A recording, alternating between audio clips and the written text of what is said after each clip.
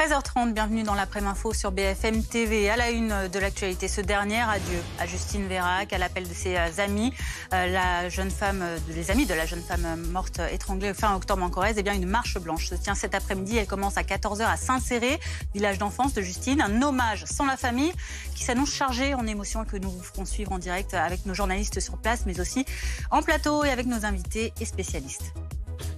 Dans l'actualité également l'Ukraine avec cette inquiétude autour du barrage de Kakhovka. Les Russes affirment qu'il a subi des bombardements ukrainiens.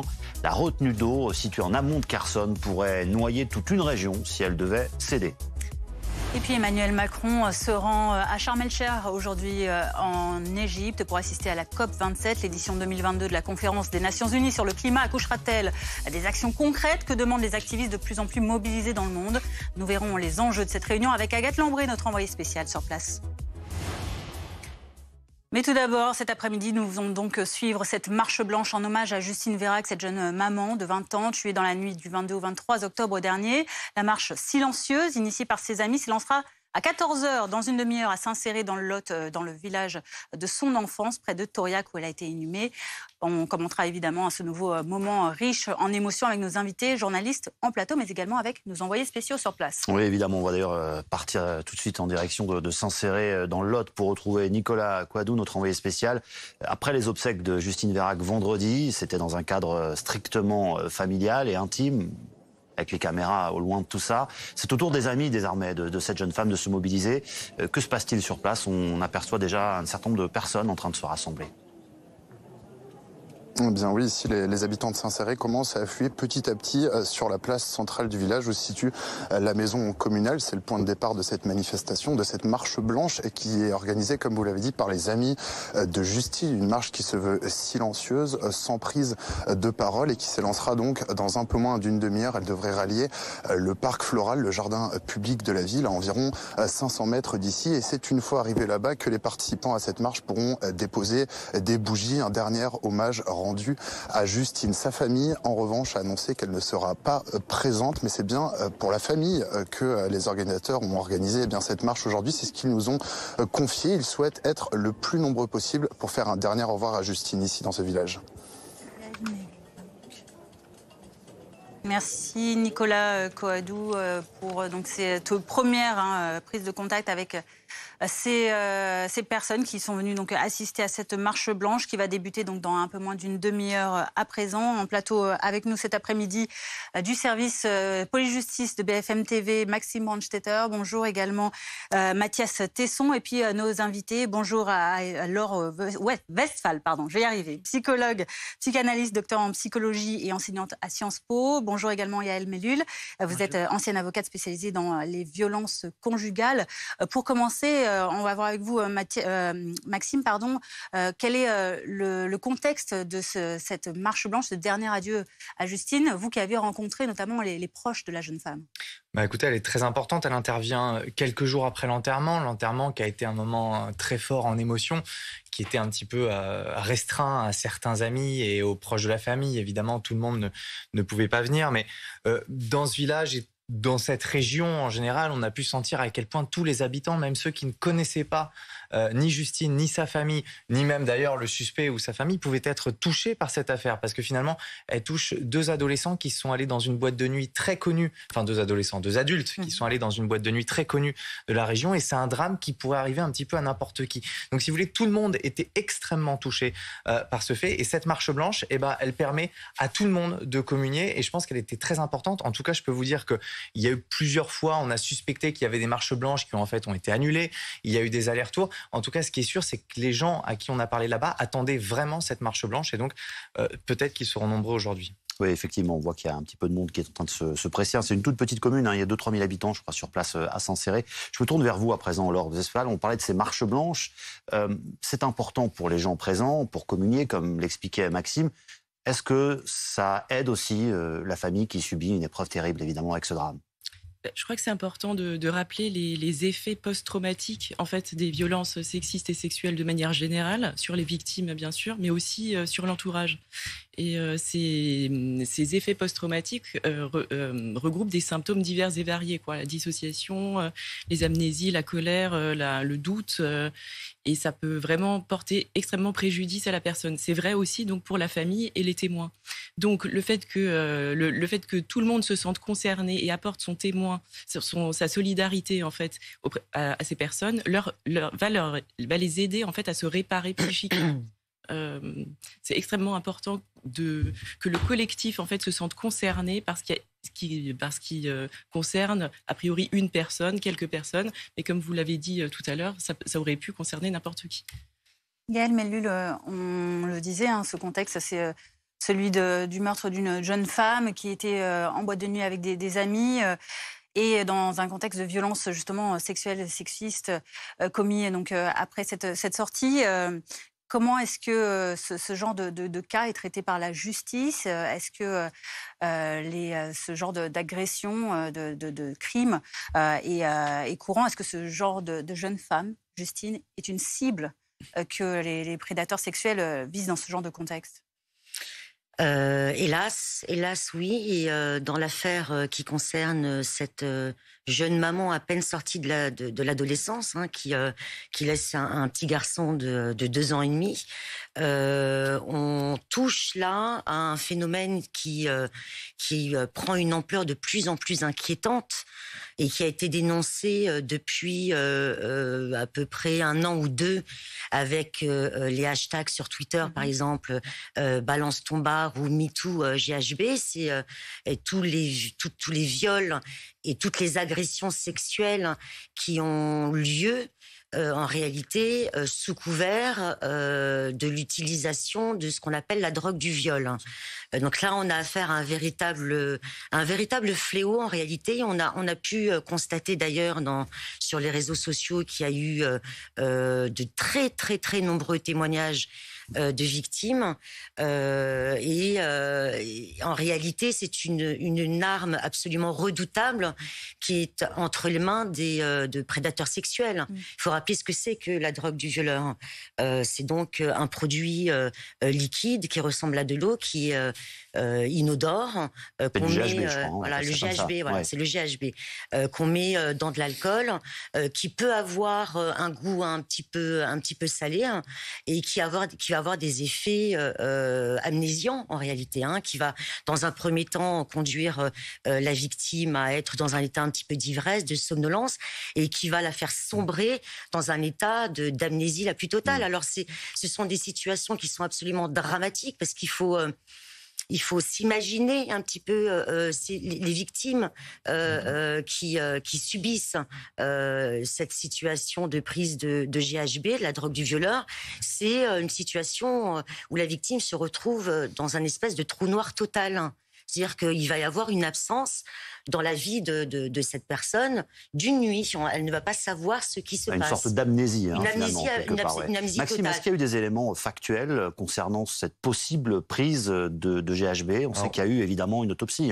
Oui, justement, pour recadrer un peu l'affaire, vous avez raison, maître, le GHB, c'est un véritable fléau. Les autorités font clairement attention à ça.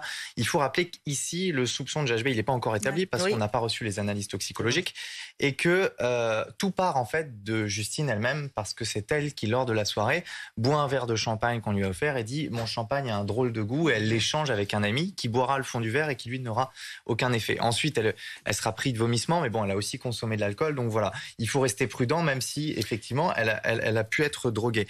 Sur le reste, sur le garçon en tant que tel, le suspect, il faut rester aussi prudent. Pour l'instant, on ne sait pas son mobile. Il reste présumé innocent, évidemment, même s'il a fait des aveux circonstanciés, mais il reste présumé innocent. Ce qu'on sait, d'après les informations qu'on a, c'est que de prime abord, des premières expertises qu'on a pu faire, ce serait un garçon sensible à la frustration. Et ce serait l'hypothèse d'un des mobiles pour ce meurtre, une sorte de frustration qui a entraîné ce féminicide, même si, évidemment, il faut rester prudent et ce sera à l'enquête de le déterminer. Merci. Avant de revenir ensuite justement sur les faits, on verra ça avec vous également, Mathias. On va reprendre la direction de Saint-Céré pour vous retrouver, Anaïs Crout. Vous avez pu rencontrer notamment l'ex-compagnon de Justine Vérac, Alexandre.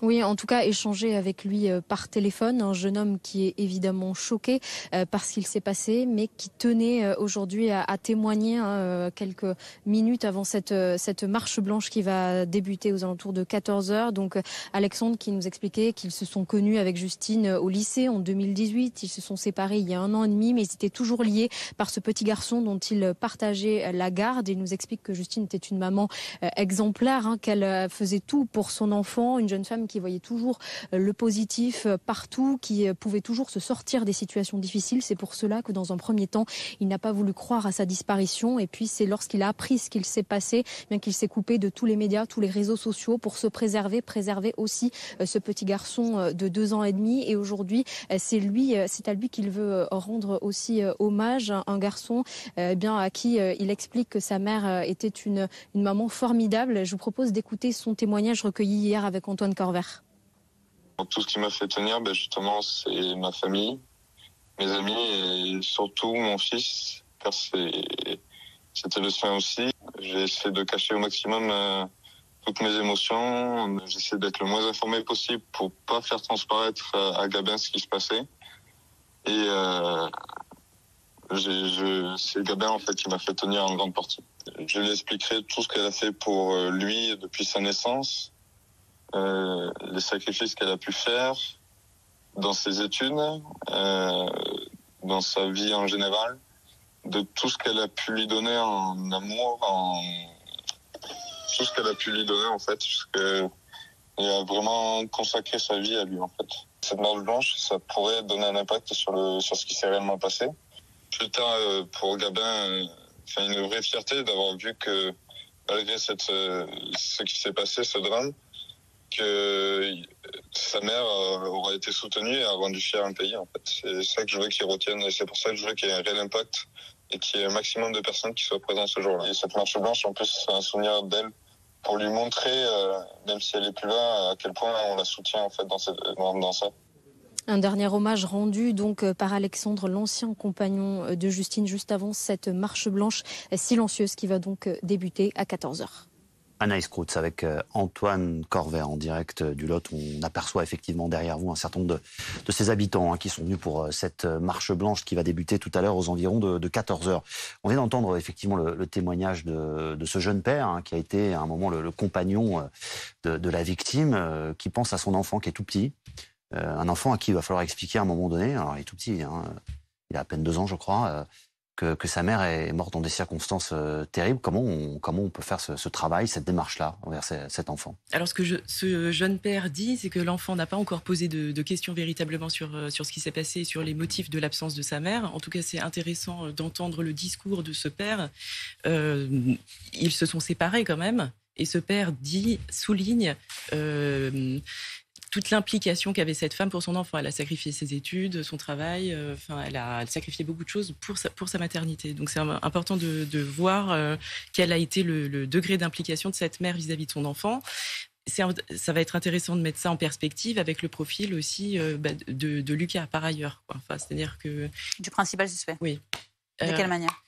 C'est-à-dire que on ne sait pas quelle va être la suite de la ligne de défense, etc. Mais enfin, en tout cas, même si on n'a pas les analyses toxicologiques, on ne sait pas il reconnaît, mais on ne sait pas s'il a vraiment effectué ce meurtre, etc. Enfin, si ça s'avérait dans ce sens-là, il pourrait avoir du mal à justifier, je ne sais pas, par exemple, une provocation liée à la frustration ou quelque chose comme ça. D'accord.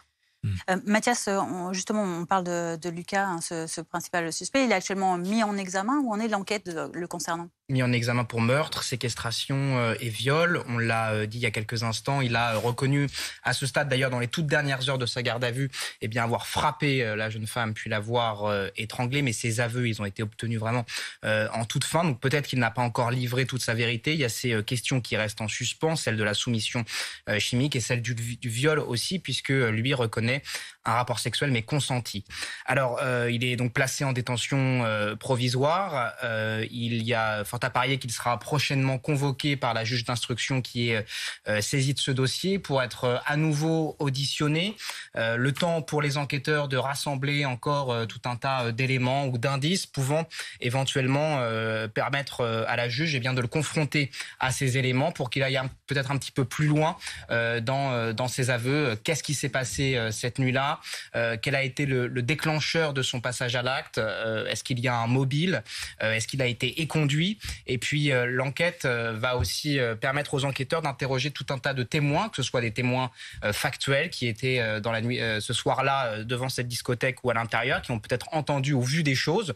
Et puis il y a des témoins de personnalité aussi qui vont probablement être interrogés pour essayer d'éclairer sous un nouveau jour la personnalité de ce jeune homme-là. On peut imaginer que par exemple ses précédentes relations amoureuses vont être questionnées, ainsi que son rapport au consentement par exemple. Et on voit ces images depuis s'insérer à cette population avec des images assez touchantes, ces gens qui ont les mains les unes contre les autres. On aperçoit aussi cette dame avec une fleur blanche, avec cette marche qui va s'élancer maintenant d'ici un petit quart d'heure pour rendre hommage à Justine Vérac. Je me tourne vers vous, Yael Mellul, vous avez été longtemps avocate et vous êtes spécialiste de ce qu'on appelle désormais les féminicides. Est-ce que la justice a changé son regard, et notamment les cours d'assises sur ces meurtres en direction des femmes, alors qu'on sait que la société, d'évidence, a quelque peu évolué, en tout cas à ouvrir les yeux depuis maintenant, depuis la vague MeToo, on va dire globalement, sur les violences qui sont faites en direction des femmes.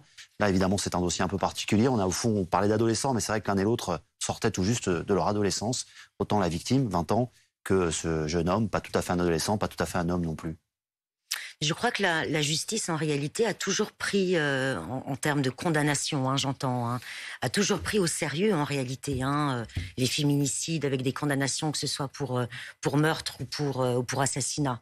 Je veux dire, depuis quand même un certain temps, les condamnations des hommes violents qui ont tué leur compagne ou leur ex, elles ont toujours été extrêmement lourdes. Ouais. C'est pas, si vous voulez, le débat n'est pas tant sur ça. L'évolution qu'il y a eu, c'est davantage sur l'acceptation par la société, grâce au travail extraordinaire de nombreuses associations, de la terminologie, on va dire, de féminicide.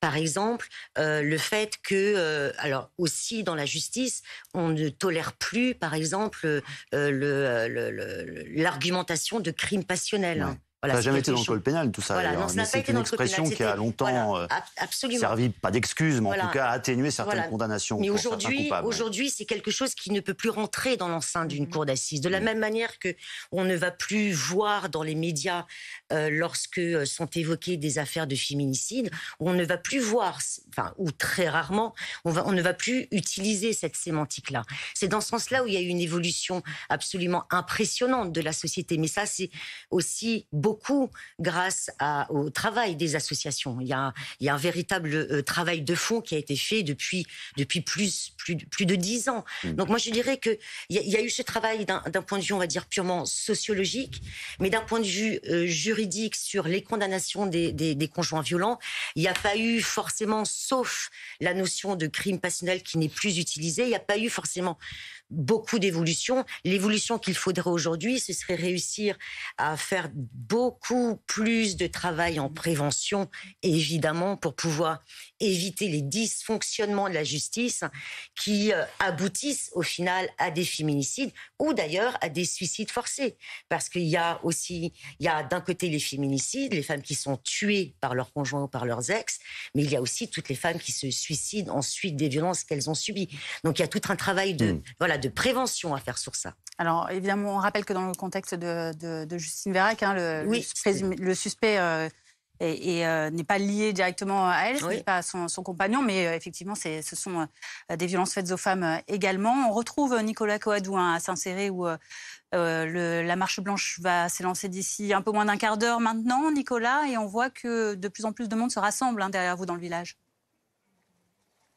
Oui, absolument. Les gens ont commencé à affluer ici sur cette place de la maison communale et vous le voyez sur ces images d'Alizé Boissin. Les organisateurs de cette marche, les amis de Justine, ont revêtu des t-shirts blancs sur lesquels il est écrit « Justice pour Justine ». Ils ont également des portraits de la jeune fille qui a été assassinée il y a 2 semaines, des roses blanches.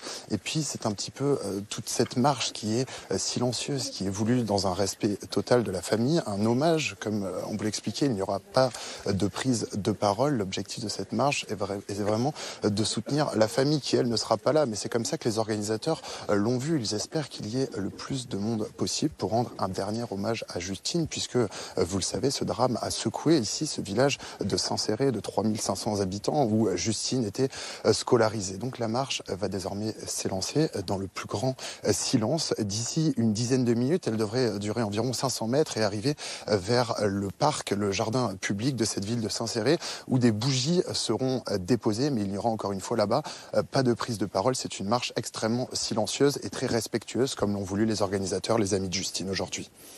Merci Nicolas pour toutes ces précisions. On va continuer à suivre d'ailleurs cette marche blanche. On va peut-être, pour essayer de capter un petit peu l'atmosphère et ce silence dont vous nous parlez, simplement se taire une petite dizaine de secondes.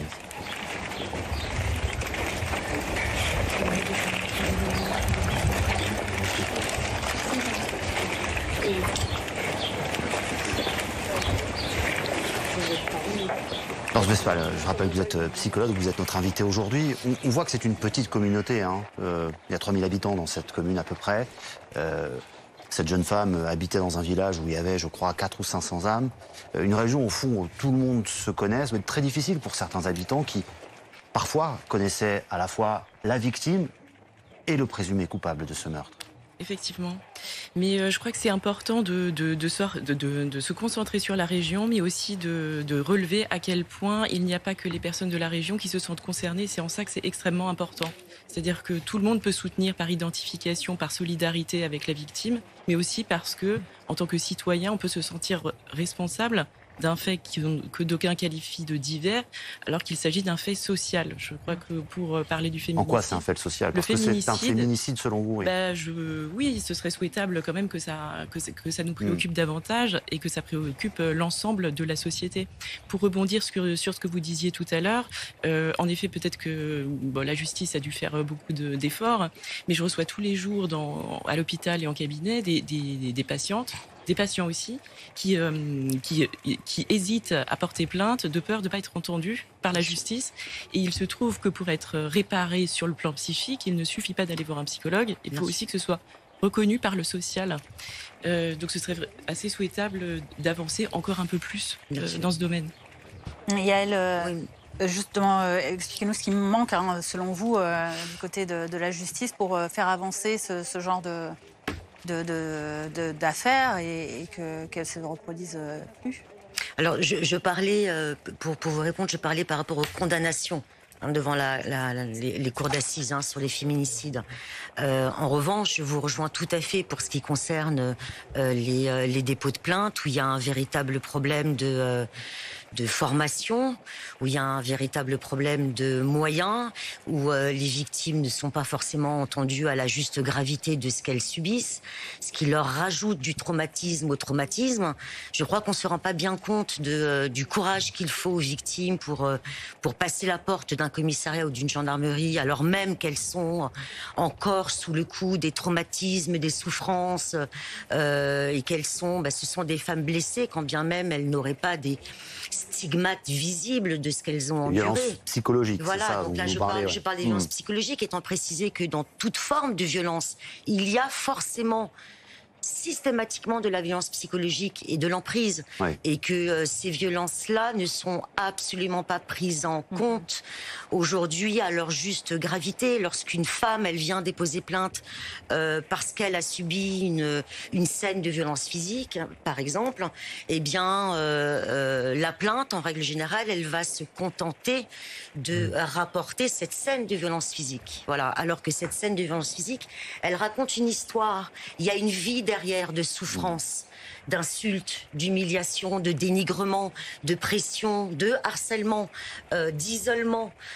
Et c'est précisément cette scène, cette vie qui serait racontée dans le cadre d'une plainte qui permettrait à tous les acteurs de la chaîne pénale de à la fois appréhender à sa juste mesure les souffrances subies par les victimes. On va se tourner vers Maxime Brandstetter, qui est notre spécialiste. Je termine parce que c'est important. Je termine ma phrase. Je vous en prie. Et ça permettrait également de déterminer la dangerosité de l'agresseur. Et c'est ça, et on passe trop souvent à côté de la dangerosité du conjoint violent. Oui, parce que souvent, il peut y avoir des plaintes, des mains courantes, parce que c'est et un drame arrive après. C'est une chose que les acteurs de la chaîne pénale, ils aient une plainte avec une femme qui a reçu une gifle, et on a vu la société comment elle réagit aujourd'hui par rapport à une gifle avec l'affaire Quatennens, on est encore très très loin du compte. Et c'est autre chose que les acteurs de la chaîne pénale, de la chaîne pénale, ils aient la totalité des violences subies par la victime. Et là, on peut se rendre compte de la dangerosité du conjoint violent. Voilà. Je me tourne vers vous, Maxime, parce qu'on a le sentiment quand même que des choses ont été faites en termes de formation dans les commissariats, dans les gendarmeries aussi, le gouvernement, même le précédent, même si dans cette affaire, on voit mal ce qui aurait pu être fait par les policiers. Peut-être une question d'éducation dont vous nous parlez tout à l'heure, mais là, on voit bien que tout s'est noué en quelques heures. Il y a quand même eu des efforts qui ont été faits pour tout ce qui concerne les féminicides aujourd'hui.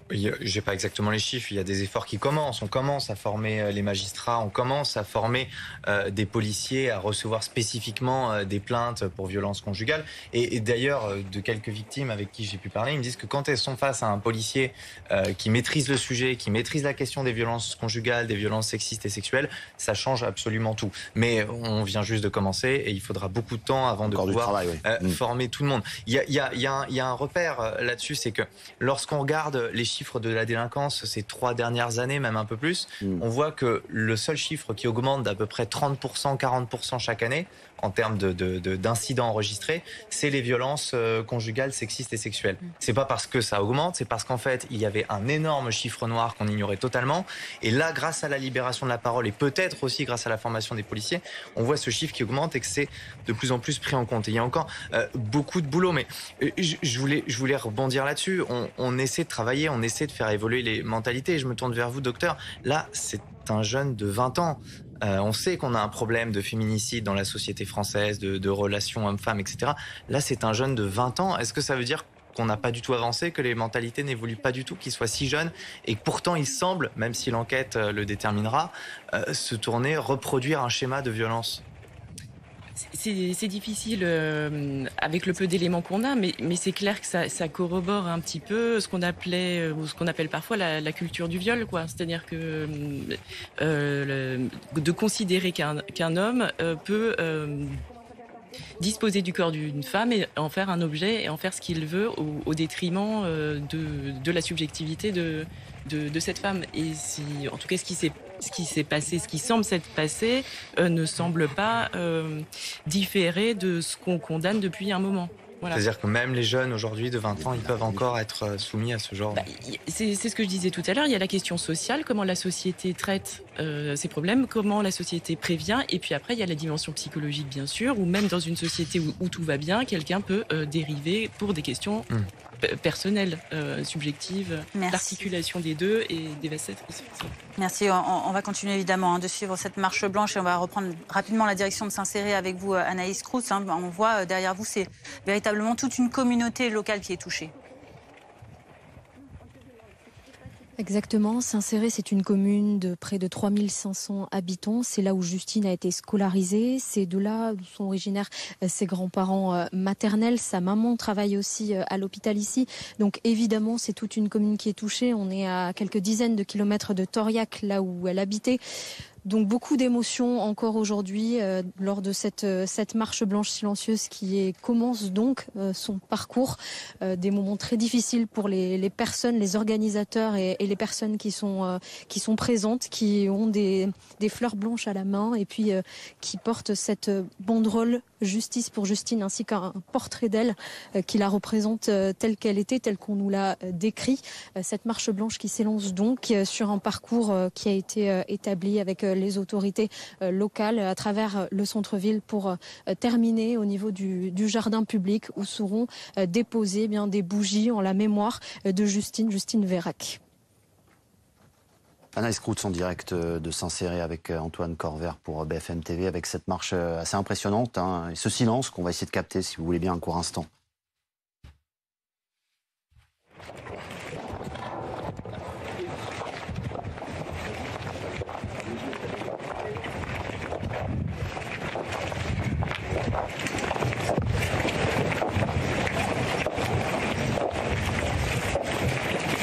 Il Bientôt 14h sur BFM TV. Si vous nous rejoignez, vous assistez avec nous en direct à cette marche blanche en hommage à Justine Vérac, cette jeune maman qui est morte après une sortie en boîte de nuit, avec ses amis qui ont donc organisé cette marche et la population de ce village, mais pas seulement, autour des environs qui participent donc à ce moment assez poignant. Maxime Brandstetter, je me tourne vers vous parce que vous avez été là-bas, bien sûr, mener l'enquête, essayer de comprendre ce qui s'était passé. Et vous avez rencontré justement de nombreux amis de Justine qui doivent vivre évidemment ce moment avec beaucoup d'intensité et d'émotion, on l'imagine. Oui, ils étaient ceux que j'ai rencontrés, je les ai eus au téléphone récemment parce que c'était des proches de Justine et donc ils étaient aussi à l'enterrement. J'ai pu les avoir au téléphone, notamment Théo qui était avec elle en boîte de nuit. J'ai pu l'avoir au téléphone le lendemain de l'enterrement. Évidemment, c'est peu dire qu'ils ne se sentaient pas bien du tout.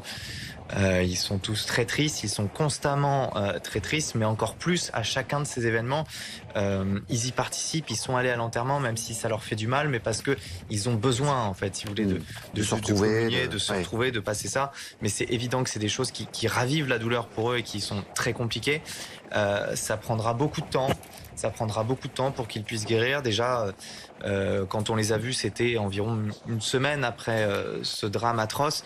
Déjà, une semaine après, ils sortaient à peine la tête de l'eau. Ils commençaient à refaire des nuits un petit peu normales. Je sais que plusieurs d'entre eux, ils vont aller tous ensemble à la cellule psychologique pour essayer de se remettre. Une cellule psychologique qui a été mise en place à la mairie. Voilà, c'est des amis de Justine. Certains étaient avec elle le soir où elle a disparu. Imaginez à quel point ça peut être encore plus compliqué. Déjà, on a perdu une amie et en plus, elle était avec nous, on était à la même soirée. Forcément, même si je pense que personne n'a à s'en vouloir de ce qui s'est passé, que c'était imprévisible et peut-être qu'il était impossible de l'empêcher, mais forcément qu'on a un sentiment de culpabilité, on revoit la soirée en se disant qu'est-ce que j'aurais pu faire, comment j'aurais pu empêcher ça. Voilà, tout ça pour eux, c'est très compliqué, ça prendra beaucoup de temps et j'espère que voir tous ces gens marcher pour Justine, ça leur fait un petit peu de bien aujourd'hui. C'est ce qu'on va demander à Nicolas Coadou, qui est sur place à Saint-Céré, alors que vous le voyez sur ces images en direct. La marche s'est donc élancée à Saint-Céré depuis quelques secondes maintenant. On voit ce cortège qui porte une bannière où est inscrit Justice pour Justine, avec la photo de la jeune femme et puis des personnes habillées en blanc qui portent ce t-shirt en hommage à Justine. Nicolas, vous êtes parmi ces amis de Justine qui ont organisé ce rassemblement. Oui, absolument, un rassemblement qu'ils ont voulu extrêmement silencieux, extrêmement respectueux de ce drame qui a eu lieu il y a 2 semaines, le meurtre de Justine. Les organisateurs qui ont pris la parole juste avant que la marche ne s'élance il y a tout juste 5 minutes pour demander à l'ensemble des participants de respecter ce silence qui est une volonté des organisateurs pour rendre un dernier hommage à Justine. Alors oui, vous l'avez dit, il y a cette banderole où il est écrit Justice pour Justine, également des t-shirts qui sont portés en tête de cortège par les amis de Justine, organisateurs de cette marche, et également des roses blanches. Alors, pour vous décrire un petit peu l'ambiance ici, c'est extrêmement silencieux. On entend uniquement le bruit des pas des gens qui sont venus ici rendre un dernier au revoir, un dernier hommage à Justine dans cette commune de Saint-Céré, petite commune de 3500 habitants où Justine était scolarisée. Donc ici, l'émotion est extrêmement forte. La marche qui devrait se poursuivre sur environ 500 mètres et arriver jusqu'au jardin public de cette ville de Saint-Céré où plusieurs bougies seront allumées pour rendre un hommage à Justine, mais aucune prise de parole n'est prévue. C'est un souhait des amis de Justine, organisateurs de cette marche, en accord avec sa famille qui ne sera pas présent à cette marche, mais les organisateurs l'ont bien expliqué. L'objectif est qu'il y ait le maximum de monde ici, de rendre le plus bel hommage à Justine afin de soutenir sa famille dans cette épreuve extrêmement douloureuse.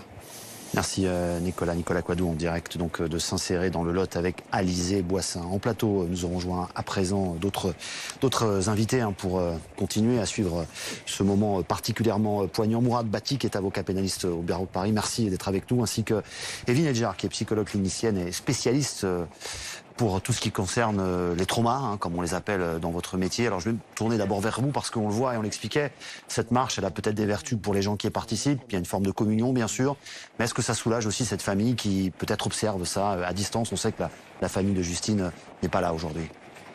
C'est une bonne question. Moi je dirais que la marche, elle est toujours un peu à triple rôle, parce qu'elle va servir dans un premier temps d'honorer le nom de la victime. Dans un second temps, évidemment, ça va être une étape vers le deuil pour les proches. Et après, c'est un moment solidaire. Donc, je pense qu'en ce sens, la solidarité, le fait de se sentir aussi peut-être soutenu, effectivement, ça peut soulager. Mourad Batik, on sait que la question des violences faites aux femmes, dans ce cadre-là, les choses ont beaucoup évolué depuis ces dernières années. Ce qui nous frappe ici, c'est l'implication de jeunes personnes, à la fois du côté des victimes et du suspect présumé. Comment est-ce que, du côté de la justice, on traite ce genre d'affaires ?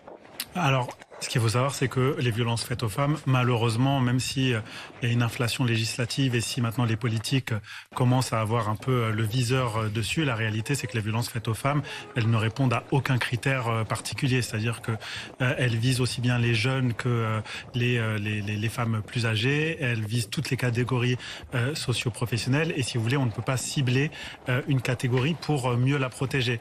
Donc effectivement, et c'est ce qu'on peut constater dans ce drame, c'est que c'est une énième violence faite à une femme qui a conduit au décès de Justine, et sans que l'on puisse pour autant prévoir et sans que l'on puisse pour autant trouver une solution. La solution la plus pérenne, évidemment, c'est que la justice puisse être rendue, et ça va être le cas dans l'information judiciaire qui va être un temps long, mais évidemment la justice sans l'éducation, si vous voulez, on marche un peu sur une jambe. Donc il faut que la justice puisse répondre, peut-être de manière ferme, à ces violences faites aux femmes au quotidien qui parfois conduisent à des drames, à des meurtres, à des crimes. Et il faut aussi que dans le même temps, la société, l'État, l'éducation nationale puissent mieux éduquer la jeunesse de sorte à ce qu'on vive de moins en moins et pourquoi pas plus de drames comme celui-ci. Mais maître, on voit cette banderole là, qui est en tête de cortège, justice pour Justine, comme si quelque part, je ne sais pas si c'est le point de vue des personnes qui tiennent cette banderole, ils avaient un doute sur le fait que la justice puisse être rendue dans le cadre de cette affaire. Alors, si vous voulez, c'est intéressant. C'est vrai que du côté des parties civiles, du côté des victimes, on a toujours un besoin fort de justice. On a un besoin que la justice soit rendue, on a besoin que le dommage que l'on a subi soit réparé. Là, évidemment, de toute façon, il ne pourra pas être réparé puisque la vie ne pourra pas être rendue à Justine. Donc, évidemment, il ne reste plus que la justice. Alors qu'est-ce que ça veut dire justice pour Justine? Ça veut dire que d'abord le jeune homme qui a commis ce crime, et c'est ce que j'entends dans la banderole, doit passer aux aveux, doit dire ce qui s'est passé, doit donner des réponses, doit donner les détails de ce qui s'est passé cette nuit-là, doit expliquer le chemin intellectuel qui a conduit à ce crime et doit donner des réponses. Alors les réponses, elles ramèneront pas Justine en vie, mais elles permettront à tout le moins de comprendre, et plus on a de réponses, plus ça permet de visualiser ce qui s'est passé et c'est un processus de deuil, si vous voulez. Et c'est vrai que nous, en tant qu'avocats, où parfois on défend des parties civiles, on voit très bien ce processus lors de l'information judiciaire qui est ouverte. C'est un temps long, ça va être sur 1 an et demi, 2 ans, et on le voit encore plus au moment des assises, où, si vous voulez, il y a un vrai exutoire pendant les assises où les parties civiles ont besoin que la justice soit rendue. Alors justement, Mathias, on évoque ces attentes de la population, des proches de Justine, de ce que pourrait déclarer le suspect. Où en est l'enquête? On sait qu'il a été mis en examen, il a été rapidement interpellé après les faits, il est passé aux aveux et désormais donc il est mis en examen pour 3 chefs. Qu'est-ce qu'il peut encore livrer comme information? Qu'est-ce qu'on peut attendre de lui?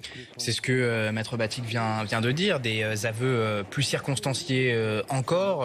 Que s'est-il passé avant? Que s'est-il passé pendant? Il doit s'expliquer aussi sur son attitude qu'il a eue vraisemblablement après avoir donné la mort à cette jeune femme. Est-ce qu'il a cherché à modifier la scène de crime? Est-ce qu'il a cherché à cacher des éléments? Parce que son attitude, elle interroge dans les heures qui ont suivi les faits. Je voulais juste revenir, moi, sur cette banderole qu'on voit. La justice, c'est aussi des peines. Et alors, on sait que le meurtre, c'est 30 ans de réclusion criminelle. Mais s'il a été précédé d'un viol, eh bien là, dans ce cas-là, l'accusé encourt la réclusion criminelle à perpétuité.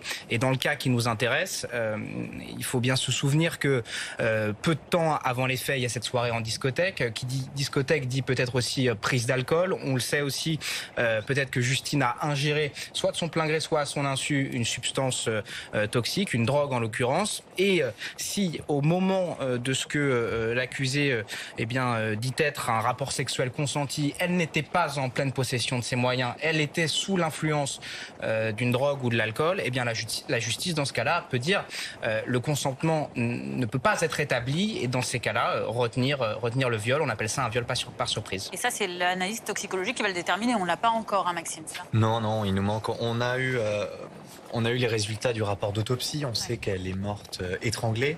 On sait aussi par ses aveux et par la communication du procureur qu'il y avait eu plusieurs coups au visage, dont sûrement certains avec un objet contendant, mais on n'en sait pas plus. Il y a 2 points noirs, Mathias vient de le souligner, qui restent. Il y a effectivement ces analyses toxicologiques qui nous diront s'il y a eu prise de drogue ou pas, et des examens qui permettront de savoir si le rapport était consenti ou pas. Je voulais aussi rebondir là-dessus, Maître, parce que vous dites que c'est important pour la famille, pour les amis, d'avoir cette justice et de savoir ce qui s'est passé.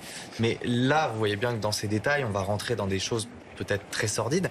Est-ce que c'est bon de tout savoir quand on est la famille de la victime, quand on est votre client? Est-ce que vous dites absolument tout dans ce genre de cas? Et est-ce que, dans le cas présent, les proches de Justine, la famille de Justine, ils ont besoin de tout savoir, même s'il y a des choses atroces? Alors moi, j'ai eu tous les cas de figure. C'est vrai que parfois, les parties civiles veulent tout savoir, des détails sordides, des détails macabres. Ça arrive peu souvent, mais ça arrive parfois qu'ils aient besoin de rentrer vraiment dans ce degré de détail. Moi, mes clients, je leur déconseille toujours parce que par la suite, ça va être un fardeau qui me semble lourd à porter. Ça, c'est plus la psychologue qui pourra l'expliquer. Mais en tout cas, moi, j'essaye toujours de protéger mes clients et de leur donner le maximum de réponses sans pour autant rentrer dans les choses sordides. C'est-à-dire que quand je suis destinataire, moi, des autopsies, des photographies, etc., j'en livre un compte-rendu à mon cabinet ou au téléphone, mais je leur fais l'économie des photos ou des détails. Pareil, lorsqu'on va rentrer dans la période des assises et que il va y avoir les médecins légistes qui vont rentrer, qui vont expliquer ce qui s'est passé sur les différents orifices, sur des choses très précises, etc. Je demande toujours à mes clients de sortir, en tout cas je leur propose de sortir. Le temps, ça dure 2 heures, 3 heures, 4 heures. Et puis après, ils reviennent pour entendre la personnalité, entendre le déroulé des faits qui les intéresse beaucoup plus que ces détails qui, à mon sens, peuvent être un peu lourds à porter par la suite. Maître, vous restez avec nous. On va retourner du côté de Saint-Céré où on aperçoit ces images. Vous retrouvez Anaïs Kroutz avec cette atmosphère assez particulière. On entend simplement le pas de ses habitants qui défilent. On a le sentiment qu'au fond, c'est toute cette commune qui est à l'arrêt aujourd'hui et qui communie derrière le portrait de cette jeune femme. Exactement, plusieurs centaines de personnes qui sont présentes lors de cette marche. Et vous le disiez, une marche très silencieuse, très respectueuse. Et ce qu'on peut vous dire aussi, c'est qu'il y a quelques personnes, des habitants, qui sont dans les rues et qui, en fait, quand ils voient cette mobilisation, cette marche blanche, ils marquent un temps d'arrêt. Certains sont très émus. Donc c'est effectivement une marche qui touche toute cette commune de près de 3500 habitants. Une commune où a été scolarisée Justine Vérac, d'où sont originaires ses grands-parents maternels. Sa maman travaille aussi à l'hôpital de Saint-Céré. Donc évidemment, c'est une commune très touchée, tout comme le village de Toriac qui se trouve à une dizaine de kilomètres de là. Et cette marche silencieuse qui se poursuit dans les rues de Saint-Céré avec les organisateurs en tête de cortège qui tiennent une banderole Justice pour Justine. Ces portraits aussi d'elle que vous voyez à l'image, des photos d'elle très souriantes, telles qu'on nous l'a décrit dans les nombreux témoignages qu'ont fait ses amis.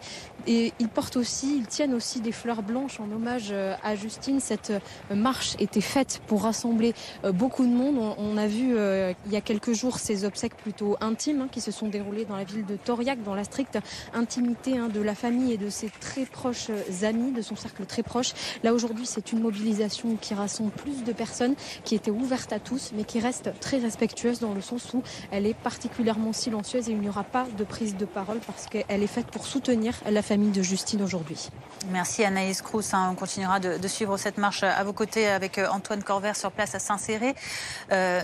Et Evie Nadjar, on abordait la question notamment des parties civiles lors par exemple, de l'instruction de cette affaire, puis après, quand il y aura les assises, est-ce que ces personnes qui peuvent, comme le disait tout à l'heure Maître Batik, être confrontées à des détails difficiles, sont accompagnées tout au long de cette procédure psychologiquement? Bien, pas forcément. C'est pour ça que je vais encourager chacun à le faire. Et quand je dis chacun, c'est pas systématique, donc c'est pas proposé systématiquement d'être accompagné. Je pense pas. Je connais pas forcément les démarches, mais il me semble que non, parce que c'est vrai que j'ai eu j'ai bien sûr pas rencontré le même cas, mais des personnes effectivement qui ont été peut-être en démarche judiciaire et qui n'ont pas été accompagnées, d'où la raison de leur venue à mon cabinet. Donc j'en conclus que ça n'est pas forcément le cas et c'est vrai que c'est bien dommage. Et qu'est-ce qu'elles vous disent ces personnes justement? Elles me disent la même chose, que c'est dommage et qu'elles auraient aimé être accompagnées. Maintenant, ces personnes ont mis leur temps et à un moment donné ont eu assez de courage, on va dire, et de force en termes émotionnels, parce que ça demande de la force émotionnelle pour venir de leur plein gré. Mais c'est quoi justement votre travail à vous? Comment il se concrétise? Comment les mots, comment votre dialogue avec votre patient se fait pour tenter d'apaiser d'une certaine manière toutes ces souffrances? Ça va être compliqué d'expliquer ça en peu de temps, mais c'est... Vous avez tout le temps, allez, je vous en prie. On va dire que ce genre d'événement traumatique, et déjà c'est assez complexe parce que ça va toucher tout le monde, ça va inciter à la crainte collective.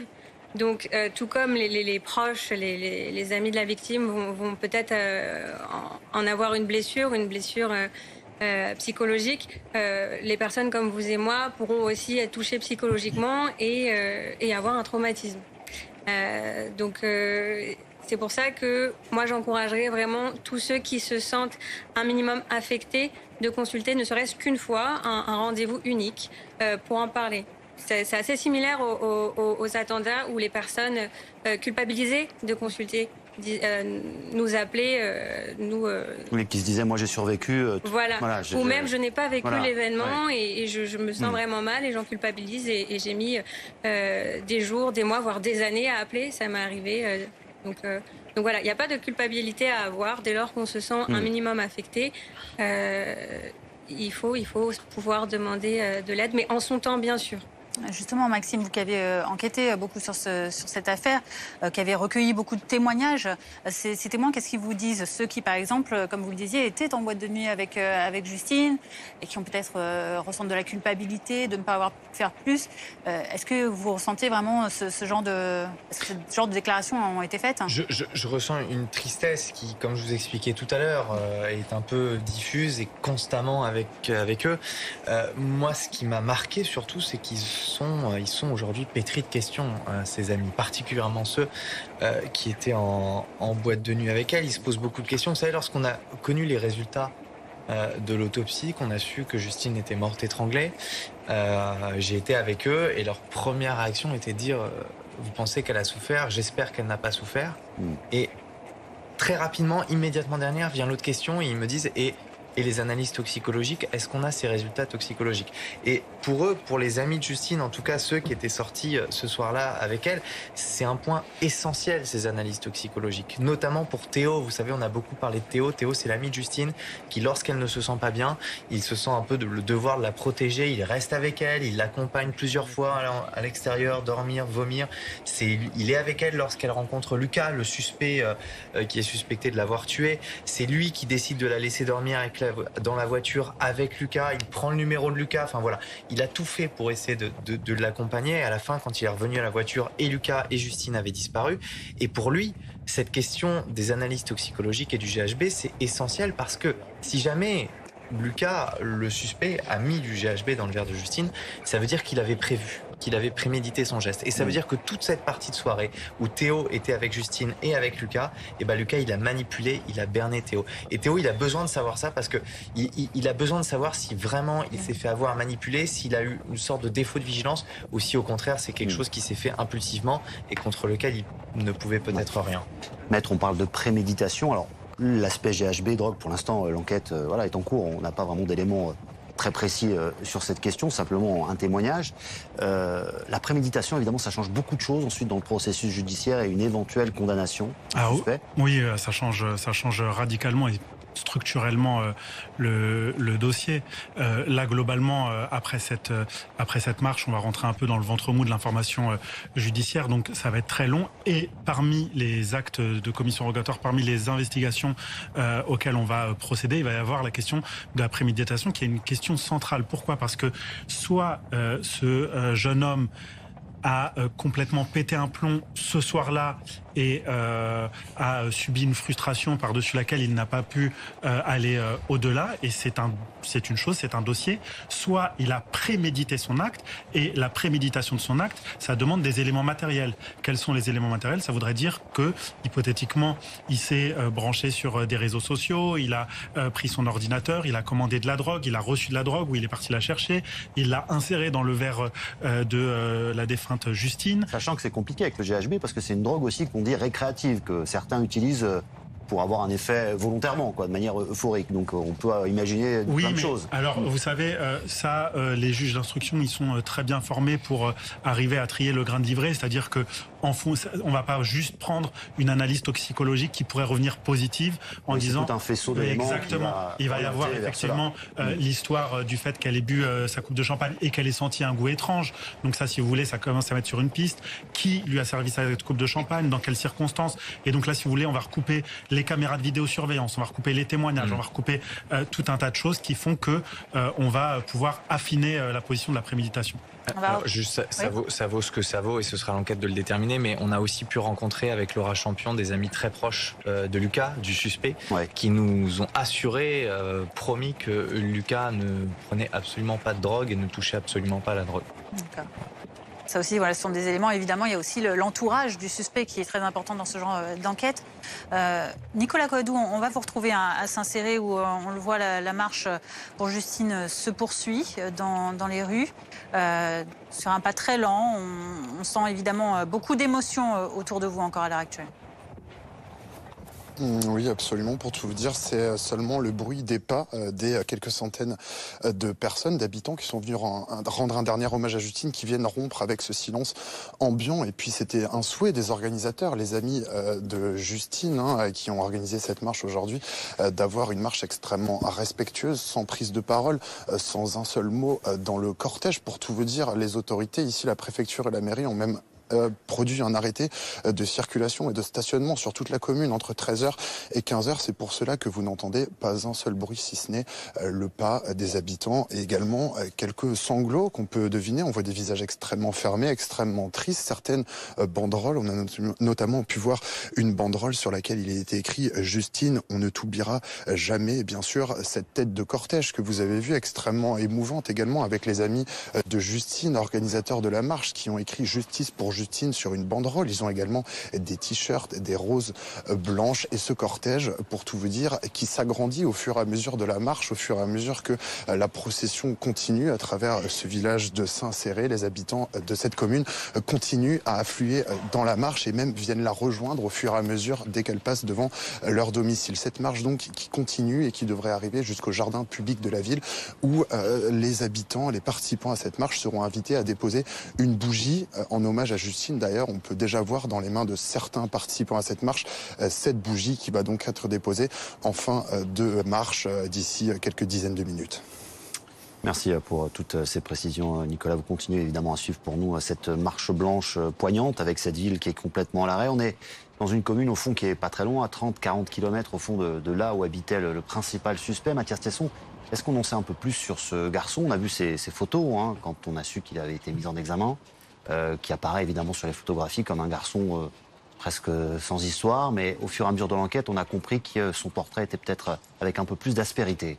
C'est vrai qu'au-delà de l'horreur des faits, il y a le profil du mis en examen qui interroge. Lucas L, 21 ans, agriculteur. Les photos qui ont circulé de lui, on voit que c'est un jeune homme soigné, pas un marginal.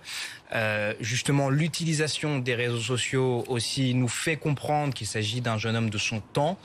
Il est connu de la justice pour un fait en 2020, l'incendie d'un hangar agricole.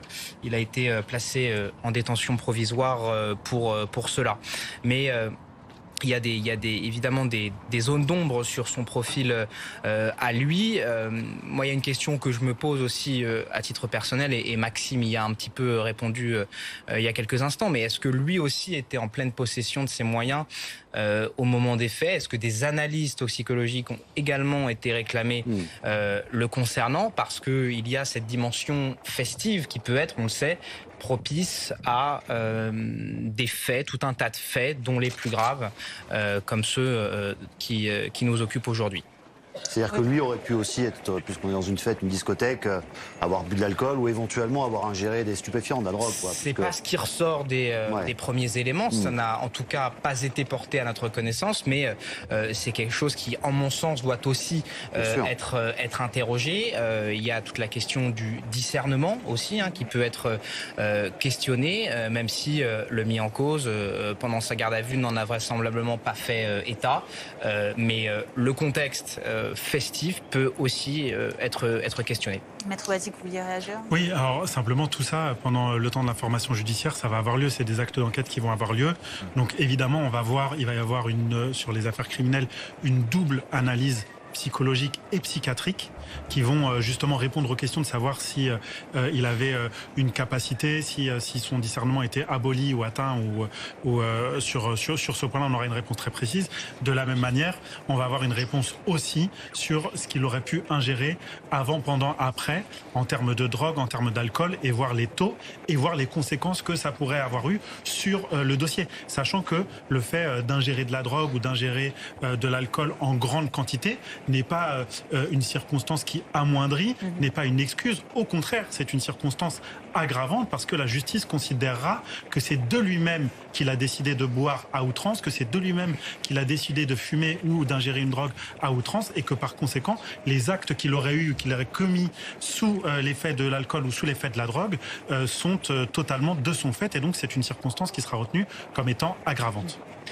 Merci. Maître et docteur, je rebondis un petit peu là-dessus. Il y a quelque chose qui, alors vous allez m'expliquer si ça joue contre lui ou pas, c'est l'après, ce qu'évoquait Mathias tout à l'heure. Dès le début de la soirée, dès la nuit, il commence à se fabriquer un alibi, puisqu'il répond aux appels des amis de Justine qui, juste après sa disparition, disent « Mais où est passée Justine, où es-tu ?» Et il leur assure que tantôt il est avec une autre fille ou qu'il est occupé à quelque chose. Et il fera pareil. Moi, j'ai croisé énormément de personnes qui étaient dans cette boîte de nuit. Ils ont tous envoyé des messages à Lucas pendant la courte période où il était encore en liberté après la disparition de Justine, et il a répondu à absolument tout le monde, à presque tout le monde par message pour dire non, j'étais occupé, non, j'en sais rien. Est-ce que ça, sur le côté discernement, ça peut jouer contre lui? Le fait qu'il ait essayé de se créer un alibi ou de cacher un petit peu après. Alors, il y a un espèce d'artefact qui répond à ça en droit pénal, c'est l'iter criminis, c'est le chemin criminel. Et donc, c'est à ce chemin criminel qu'on va devoir répondre. Et donc, ça répond à la question de la préméditation. Est-ce que dans ce chemin criminel, il y a eu plusieurs étapes, plusieurs paliers, plusieurs marches de franchir? Donc ça va être toute la question de la préméditation. Ensuite, sur l'après-crime, donc une fois que Justine est décédée et sur ses réactions, ça, à la limite, ça intéresse un petit peu moins la justice, quoique ça l'intéressera dans le cadre de la peine, parce que s'il passe tout de suite aux aveux, s'il est tout de suite dans un regret, vous voyez que ça circonscrit complètement son acte et son crime. En revanche, s'il est dans un processus avec énormément de distance par rapport à la victime, et que tout de suite il est assez froid, un espèce de monstre froid qui finalement a beaucoup de distance avec le corps, avec le crime, avec le meurtre qui vient d'être commis, et qui peut reprendre une vie tout à fait normale. D'abord, c'est un comportement qu'on peut expliquer en tant que pénaliste, parce que il est dans un raisonnement où ça y est, il est parti au bout du principe, et donc nécessairement il est obligé, c'est un peu le point de non-retour qui est atteint, il est obligé d'aller au bout de ce processus-là. Mais évidemment, ça va avoir une conséquence sur la peine, parce que le jury, qui sera un jury populaire, sera moins sensible à quelqu'un qui tout de suite va se confondre dans des aveux et dans une reconnaissance des faits, avec quelqu'un qui paraîtra beaucoup plus dangereux pour globalement la société, et qui peut avoir une distance très froide et presque anti-sociale, anti-humaine, avec un corps qui est enterré, et puis des relations téléphoniques qui sont tout à fait normales. Et ça, je crois que dans le cadre de la peine, ça jouera contre lui. On va voir ce qui se passe à Saint-Céré, là où la marche pour Justine a débuté il y a un peu plus d'une demi-heure maintenant. Anaïs Kroutz, vous êtes parmi les participants, ses amis qui ont voulu mettre en place cette marche blanche, cette marche silencieuse pour rendre un dernier adieu à Justine. Une marche qui a l'air d'arriver bientôt à destination et on voit beaucoup d'émotions en tête de cortège de ses proches de Justine. Oui, beaucoup d'émotions au fur et à mesure que cette marche va toucher à sa fin parce qu'effectivement on arrive tout près du jardin public qui est donc l'épilogue de cette marche blanche silencieuse. Aucun mot n'a été prononcé durant cette mobilisation, si ce n'est au début pour dire que tout ça allait se passer dans le silence. Et en fait l'émotion qui transparaît aujourd'hui, elle transparaît à travers les mots qu'on voit écrits en tête de ce cortège, justice pour Justine, les photos de la jeune femme qu'on voit, le visage très souriant tel qu'on nous l'a décrit dans les témoignages par ses amis qui sont à l'origine de la mobilisation. Et puis cette émotion transparaît aussi par les visages, les visages très fermés, très marqués, que ce soit de la part des personnes qui participent à cette marche, mais aussi de la part des habitants qu'on voit dans les rues et qui marquent un temps d'arrêt quand ils voient ce cortège passer, qui marquent un temps d'arrêt, qui observent et qui soutiennent en fait totalement cette marche et cette mobilisation qui va donc arriver à sa fin dans ce jardin public où les participants sont invités à déposer des bougies pour rendre hommage à Justine, rendre hommage aussi à sa famille qui avait indiqué il y a quelques jours déjà qu'il ne serait pas présent lors de cette mobilisation. Anaïs Kroutz en direct de Saint-Céré avec Antoine Corvère pour BFM TV.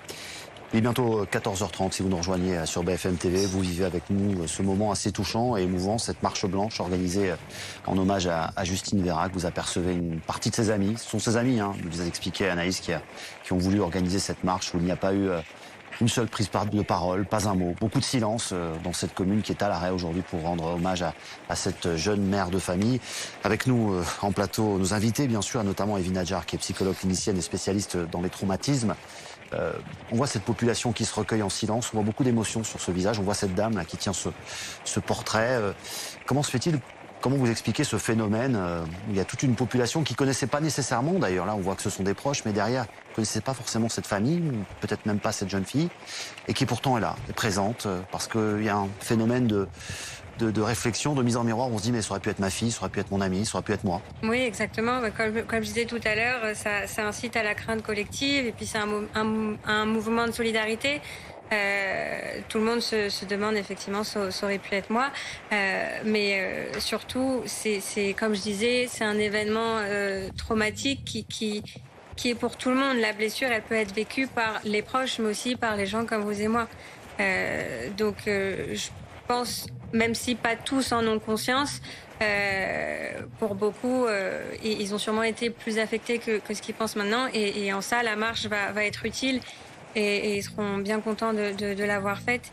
Et surtout, les proches seront bien contents. Peut-être plus tard, tout à l'heure, on parlait du soulagement. Tout de suite, effectivement, je pense que le soulagement n'est pas énormissime, mais plus tard, dans l'après-coup, dans les étapes vers le deuil surtout, ils repenseront à ce moment-là. Et je pense qu'ils considéreront cette marche-là comme une étape cruciale de ce deuil-là. Evie Nadjar, on voudrait aussi savoir, dans l'entourage de Justine, il y a cet enfant, Gabin, qui n'a que 2 ans et demi, le fils de Justine et de Alexandre, son ex-compagnon. Comment est-ce que cet enfant va pouvoir se construire dans ce contexte? Est-ce qu'il y a un âge auquel il va falloir lui expliquer les choses? Comment est-ce qu'on traite un traumatisme qui peut être naissant chez ce très jeune enfant qui ne doit pas tout comprendre de ce qui se passe? Effectivement, après 2 ans et demi, peu importe l'âge, l'enfant comprend à tout âge, donc il va falloir effectivement lui expliquer. Il va comprendre que sa maman n'est pas là, mais les faits sont très sordides. Oui, c'est-à-dire le contexte dans lequel ça a été fait, oui. Ça va devoir être progressif et avec un parti neutre, à savoir un professionnel. C'est-à-dire que la famille seule, surtout dans un contexte de deuil qui est assez déjà compliqué pour eux, vont peut-être pas pouvoir y arriver tout seuls. Et ça va être trop chargé émotionnellement et cette intensité émotionnelle va peut-être se déverser après ou être transposée sur l'enfant. Donc c'est en ça aussi que c'est important de pouvoir avoir l'aide d'un professionnel, d'un psychologue, d'un psychiatre ou même même d'une personne neutre, d'un ami que l'enfant ne connaît pas tant que ça, pour aider à expliquer. Il va falloir le faire par étapes. D'abord expliquer l'absence de la maman et du coup sa disparition, sa mort. Et après, peut-être rentrer un peu plus dans les détails. Mais ça, c'est bien sûr le choix de la famille. C'est-à-dire que certains préféreront ne pas expliquer le contexte exact et d'autres... Donc ça, chacun le fait un peu à sa manière. Mais le professionnel aide dans ça. Et bien sûr, comme le disait tout à l'heure Mourad, les détails, chacun a le choix de les vouloir ou non. Et je pense qu'il faudra attendre l'âge auquel l'enfant pourra avoir ce choix-là. Je propose de s'arrêter un instant, arrêter un petit peu nos commentaires en plateau, parce que ce qui frappe dans cette marche, c'est à la fois ce silence très fort, c'est quelques sanglots aussi qu'on a captés des proches de Justine, hein, qui tornait cette banderole qu'on a aperçue tout au long de cette marche aujourd'hui. Je vous propose qu'on se taise quelques secondes.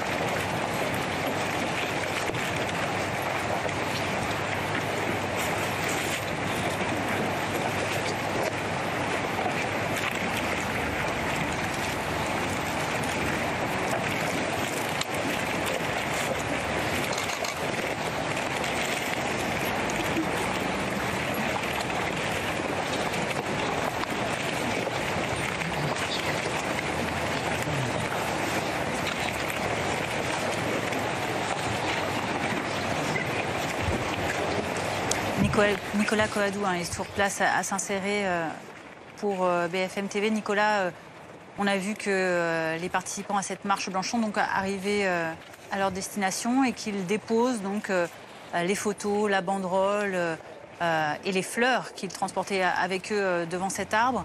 Un moment chargé en émotions. Des bougies également vont être déposées. Décrivez-nous un peu l'atmosphère qui règne autour de vous à l'heure actuelle. Eh bien, je pense que l'extrait que vous venez de voir, ce silence que vous avez laissé en plateau est extrêmement représentatif de l'atmosphère ici, puisqu'il n'y a pas un seul mot qui est prononcé depuis le début de cette marche qui a débuté il y a maintenant une demi-heure. Et cette marche qui vient tout juste d'arriver dans le jardin public. Alors, il y a beaucoup plus de monde maintenant qu'au départ de la marche. Plusieurs centaines de personnes qui sont ici silencieuses dans ce jardin public. Vraiment, personne ne parle. C'est extrêmement marquant. On n'entend même plus le bruit des pas puisque les gens sont désormais immobiles. Ils regardent finalement les gens qui viennent déposer ces photos, ces roses également, ces roses blanches en hommage à Justine et également ces bougies qui sont actuellement déposées ici. Alors, aucune prise de parole n'est prévue. C'est là-dessus, sur ces images, que vont se terminer cette marche blanche finalement qui n'aura été entachée d'aucune perturbation puisque l'entièreté de ce village de Saint-Céré, commune de 3500 habitants, est totalement à l'arrêt depuis ce début d'après-midi. Aucune voiture ne circule, tous les commerces sont fermés. Le cortège, avant d'arriver sur ce jardin, est passé juste devant, je ne sais pas si vous l'avez vu à l'image, une brocante qui était organisée ce matin. Et bien, au moment où le cortège est passé, tout le monde s'est tu. Les commerçants qui étaient présents ici ont regardé la marche, tous silencieusement, dans un silence totalement religieux. Vous l'avez dit, on voit également beaucoup de larmes, de sanglots sur les visages. Les participants à cette marche qui se consolent entre eux, preuve que l'émotion est extrêmement vive ici, mais je pense que vous le voyez sur ces images. Effectivement, et on aperçoit effectivement ces bougies qui sont maintenant allumées devant ce portrait de Justine Vérac, un portrait qui est maintenant complètement recouvert de ces dizaines et dizaines de roses blanches qui ont été déposées en hommage tout simplement à cette jeune maman qui avait un enfant tout juste de 2 ans et demi, elle-même avait 20 ans. On va se tourner vers vous maintenant. Maître Tomasini, vous êtes une avocate qu'on connaît parce que vous avez œuvré dans cette affaire dont on a beaucoup parlé, qui a été sans doute une prise de conscience, l'affaire Jacqueline Sauvage, qui a été votre cliente et que vous avez défendue. Pour vous, vous avez évidemment pas accès au dossier, mais vous avez vu les différentes informations. On est dans le cadre d'un féminicide, là, même si on a comme ça presque 2 ados. Ils avaient 20 ans l'un et l'autre, 20, 21 ans.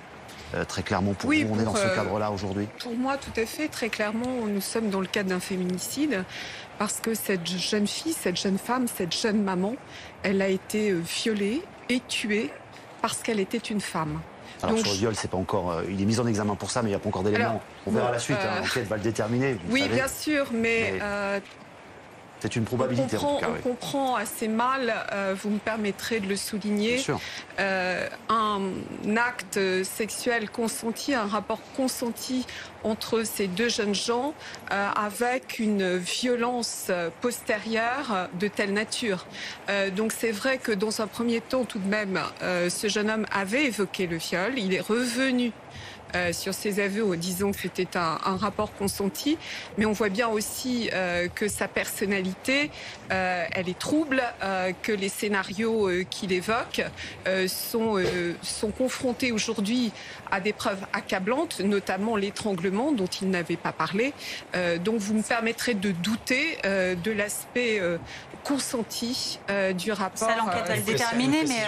Dans ses derniers aveux, il avait bien parlé de l'étranglement et de coups au visage, et il avait donné l'emplacement du corps de la victime. Dans ses derniers aveux, dans les dernières heures de la garde à vue, comme le disait Mathias. Oui, mais ce que j'ai voulu souligner, c'est qu'on est confronté à des aveux qui sont partiels, qui sont aussi contredits par d'autres aveux postérieurs, et donc on a une personnalité qui est trouble. C'est-à-dire ce ne sont pas des aveux purs et très clairs qu'il a pu donner dans les premières heures de sa garde à vue. Maître Tomasini, vous disiez que ces violences, en tout cas, selon vous, étaient commises parce que Justine était une femme. Pourquoi parce que Justine était une femme? En quoi ça donne cet élan Alors justement, je voulais terminer mon propos et je réponds à votre question. Pourquoi? Parce que c'était une femme.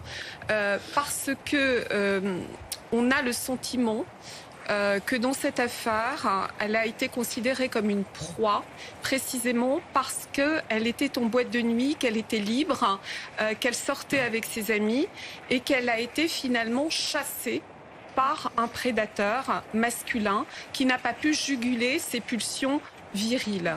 Donc je dis que c'est un crime parce qu'elle était une femme, parce que potentiellement il y a viol et il y a meurtre par la suite. Mais c'est vraiment le rapport de ce jeune homme, de ce prédateur et de cette jeune femme qui est au cœur du débat. Alors aujourd'hui, on parle de féminicide quand il s'agit de meurtre dans le huis clos familial.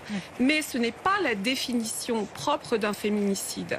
La définition propre d'un féminicide, c'est celle que je vous ai livrée, c'est-à-dire un meurtre ou un viol parce que la victime était une femme. Et donc, je pense qu'il est intéressant de qualifier ces infractions dont on parle aujourd'hui de féminicide. Qu'est-ce que ça changerait?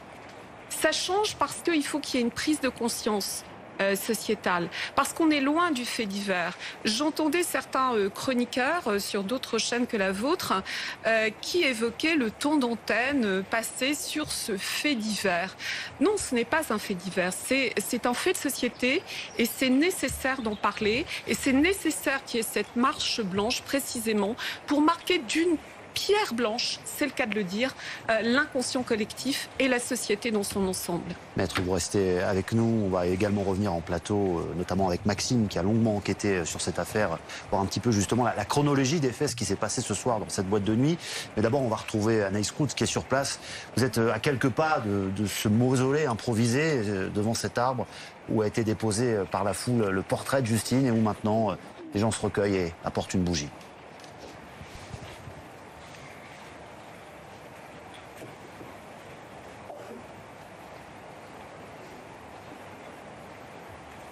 Oui, effectivement, des fleurs qui continuent de s'accumuler devant le portrait de Justine. Justine, une jeune femme très souriante qui voyait le positif partout. C'est ce que nous expliquait son ancien compagnon et le papa aussi de son enfant de 2 ans et demi qui pouvait se sortir de toutes les situations difficiles, négatives. Et c'est pour ça que sa disparition avait eu du mal, on avait eu du mal à croire à sa disparition, en tout cas du côté de son entourage. Et puis c'est après cet ancien compagnon m'expliquait qu'il avait appris ce qui s'était passé, qu'il avait pu se couper de tout à ce moment-là, de tous les médias, de tous les réseaux sociaux. Aujourd'hui, c'est une mobilisation, une marche, un rassemblement où plus de monde possible peut participer. On le voit, ces habitants de cette commune de Saint-Céré, près de 3500 habitants qui sont venus par centaines participer à cette marche, grossir les rangs de cette mobilisation en soutien avec les organisateurs. Donc ce sont les amis de Justine qui ont été à l'initiative de cette marche, et puis en soutien évidemment à la famille de Justine Vérac qui n'a pas souhaité venir lors de cette marche. On le rappelle, il y a eu les obsèques de la jeune femme quelques jours plus tôt à Tauriac, dans le village où elle habitait, des obsèques particulièrement éprouvantes pour la famille et que ses proches, ses parents voulaient très intimes. Donc là, aujourd'hui, c'est une marche qui rassemble du monde, mais malgré tout, une manifestation, une mobilisation très silencieuse, très respectueuse aussi de la volonté de la famille, et puis en hommage aussi à Justine Vérac et à ses parents.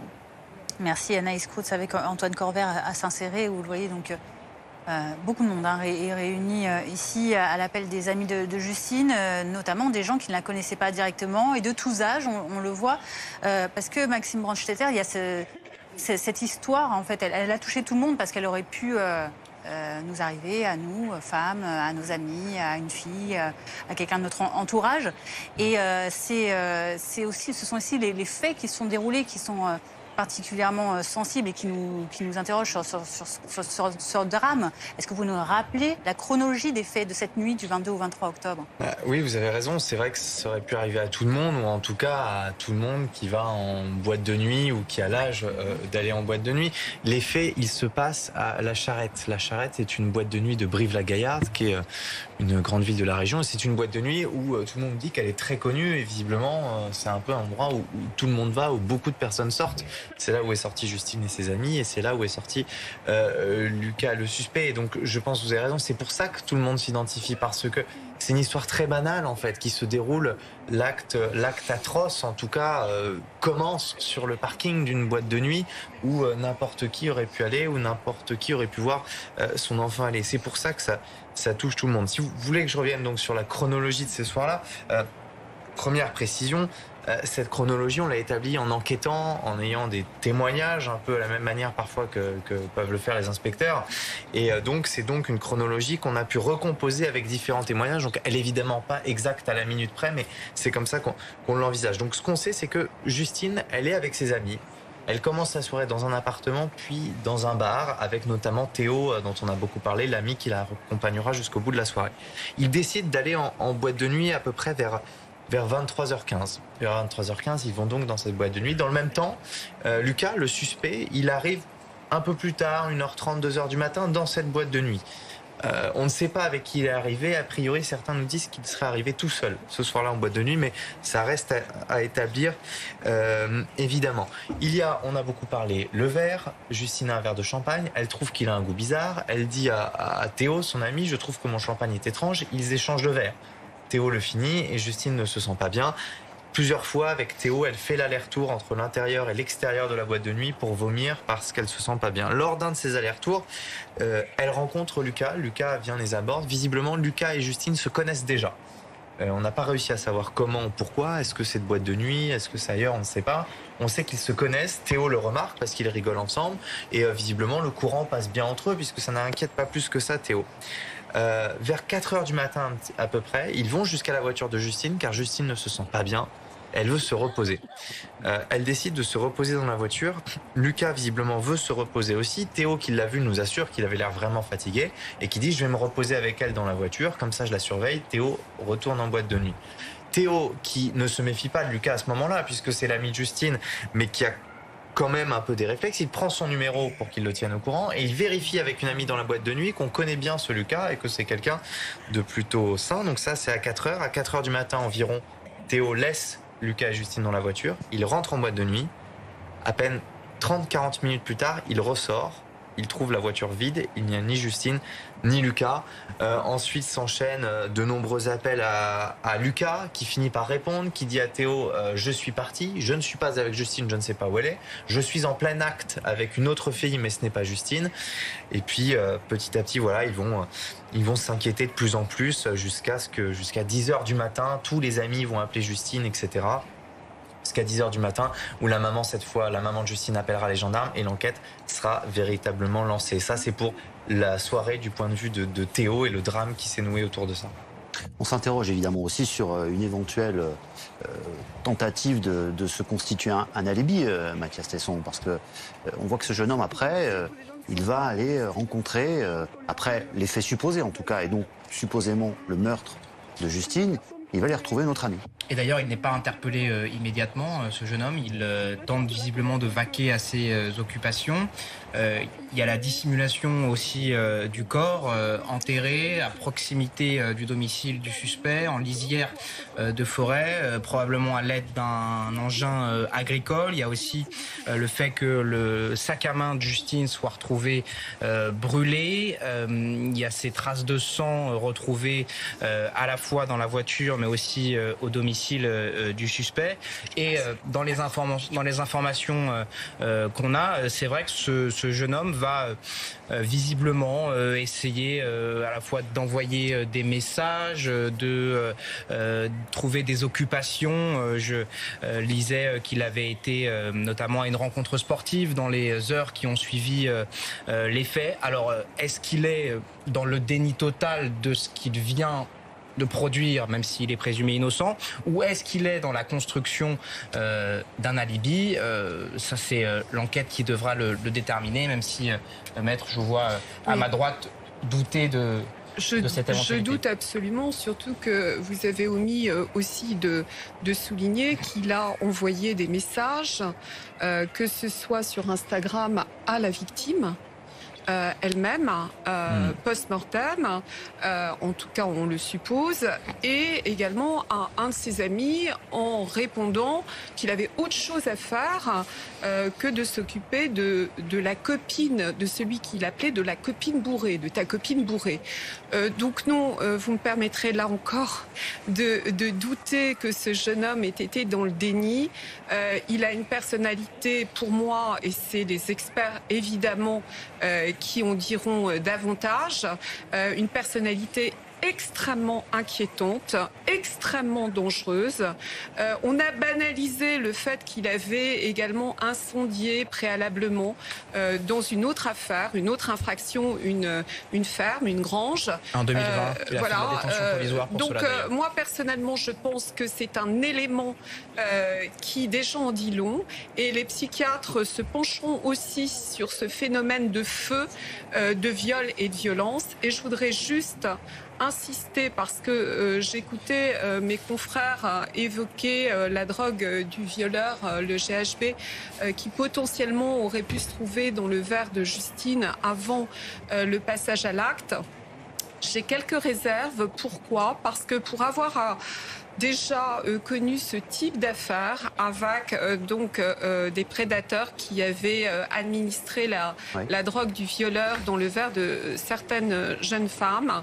Les victimes, lorsqu'elles absorbent cette drogue, sont incapables de bouger. Elles sont comme paralysées. Et donc, ces hommes-là peuvent faire leur affaire en toute tranquillité. Dans l'affaire de Justine, on a de la violence, on a des coups.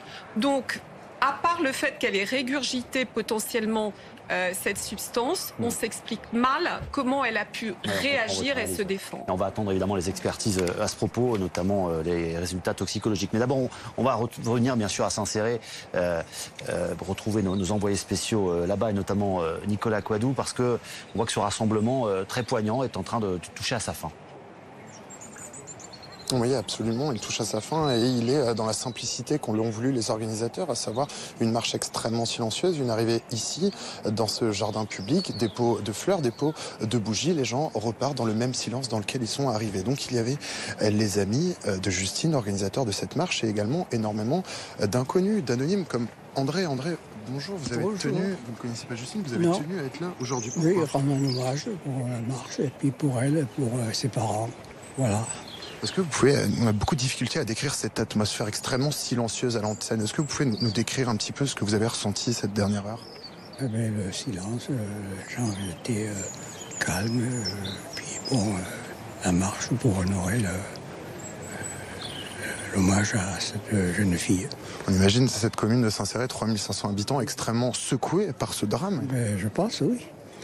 On est tous un peu abasourdis, c'est sûr. C'est une manière d'avancer dans le deuil, de rendre hommage à Justine, d'être ici là. Ses parents surtout. Surtout ses parents. Merci beaucoup André. Merci beaucoup. Voilà, donc vous le voyez, cette marche qui continue. Il y a des gens qui affluent encore, des gens qui partent, mais des gens également qui arrivent pour déposer des bougies, des fleurs sur ce mausolée improvisé où les organisateurs, les amis de Justine, ont installé cette banderole sur laquelle il est écrit Justice pour Justine. Mais cette marche qui touche à sa fin dans le même silence qu'elle a commencé. Merci beaucoup Nicolas Coadou avec Alizé Boissin à Saint-Céré où cette marche qui a commencé il y a à peu près une heure, un peu plus d'une heure maintenant, vient de se terminer. Mais vous le voyez effectivement, la population continue de venir rendre hommage devant ces photos avec ces bougies.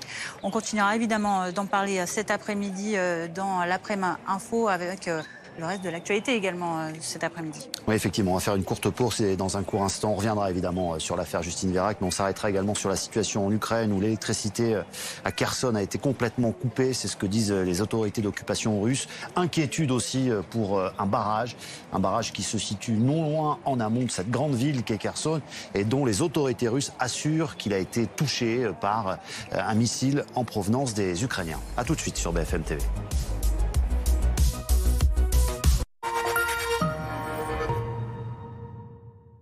Quand on est entrepreneur, on fait parfois des petites erreurs.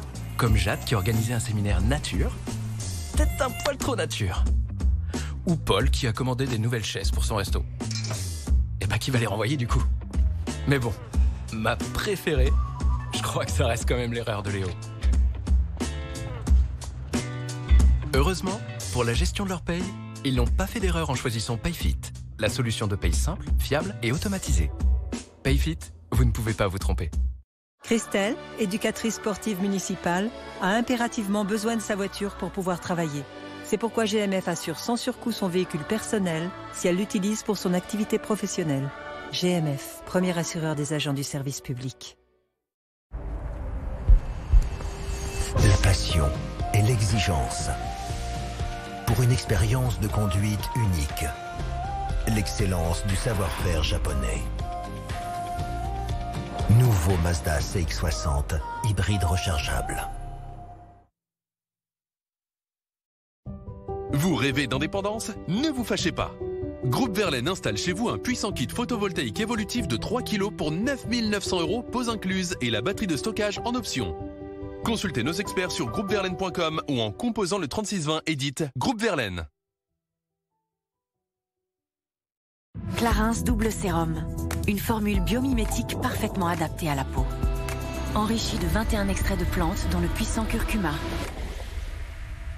Et maintenant, Clarins Double Sérum Eye. Après 7 jours en duo, la peau et le regard paraissent plus jeunes. Double Sérum et Double Sérum Eye. Clarins. Castorama présente. Pour isoler mieux et chauffer moins, vous pouvez toujours compter sur nos conseillers Castorama. Rénovation, isolation, chauffage, découvrez toutes nos solutions d'économie d'énergie en magasin ou sur castorama.fr.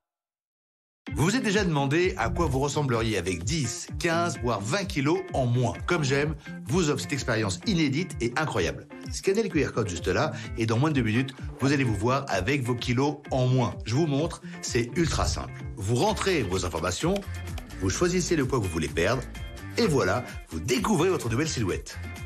Allez, scannez vite ce QR code et découvrez votre future silhouette ou rendez-vous sur comgem.fr.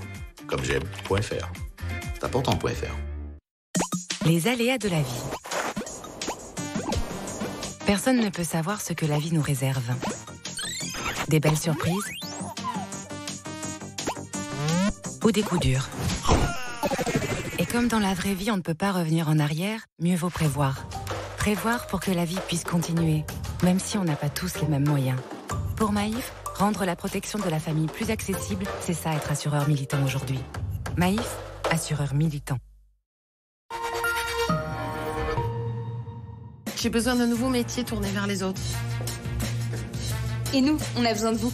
Rejoignez-les, ils ont besoin de vous. Aides-soignants, infirmiers, éducateurs spécialisés, accompagnants éducatifs et social. Les métiers du soin et de l'accompagnement recrutent. Ce week-end, Prime Video vous livre la Ligue 1 Uber Eats avec notamment le choc OM-OL en direct et en exclusivité seulement sur Prime Video.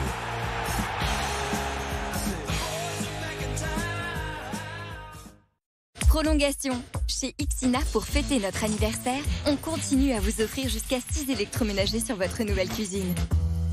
Ixina, oui à vos rêves.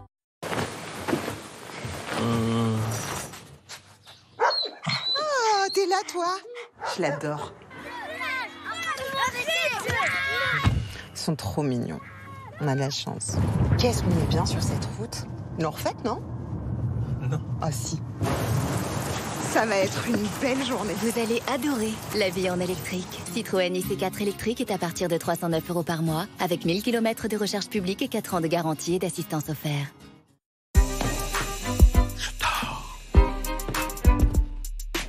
Je dors.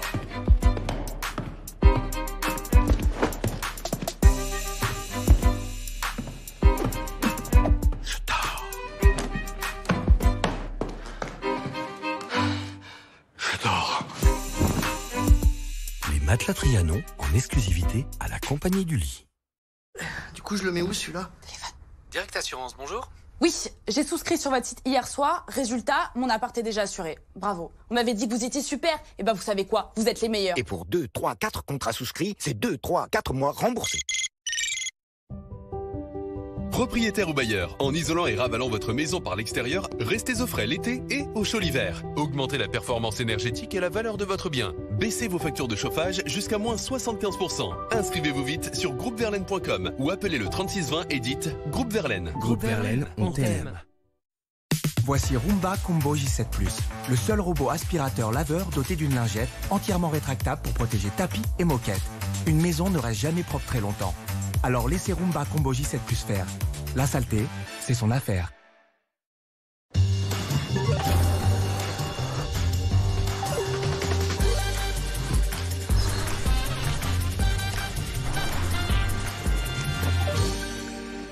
Et maintenant, à vous de jouer. Votre Peugeot 2008 est disponible immédiatement près de chez vous.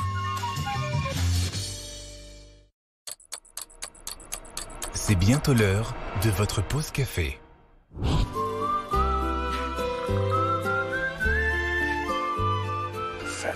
Du grain à la tasse. Savourez le meilleur de l'expresso avec des Longhi. Dans le Lot, c'est là qu'il y a eu le... 15h sur BFM TV, pardon, le silence, on a repris l'antenne. Bonjour à tous, 15h sur BFM TV. On fait le point sur l'actualité de l'après-info aujourd'hui.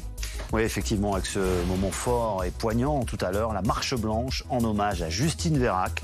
Des centaines de personnes se sont retrouvées à Saint-Céré et ont défilé dans un silence assourdissant pour rendre hommage à cette jeune maman tuée après une sortie en discothèque. À la une également en Ukraine, les inquiétudes qui montent autour du barrage hydroélectrique stratégique de Kakhovka au nord de Kherson. Les Russes affirment que l'installation a été touchée par des tirs de missiles ukrainiens sur fond de guerre de communication.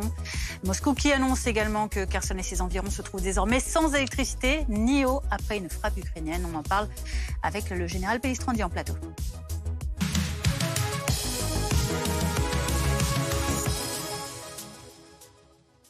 Mais d'abord, on va prendre tout de suite la direction du Lot pour retrouver notre envoyé spécial Nicolas Coadou. Vous avez assisté à cette marche qui était assez impressionnante tout à l'heure dans cette petite commune de Saint-Céré. Pas un bruit, une ville vraiment à l'arrêt pour rendre hommage à cette jeune mère de famille qui a donc été tuée, Justine Vérac, après cette sortie en discothèque. Oui, absolument, et c'est ça qui était extrêmement marquant, extrêmement émouvant au cours de cette marche.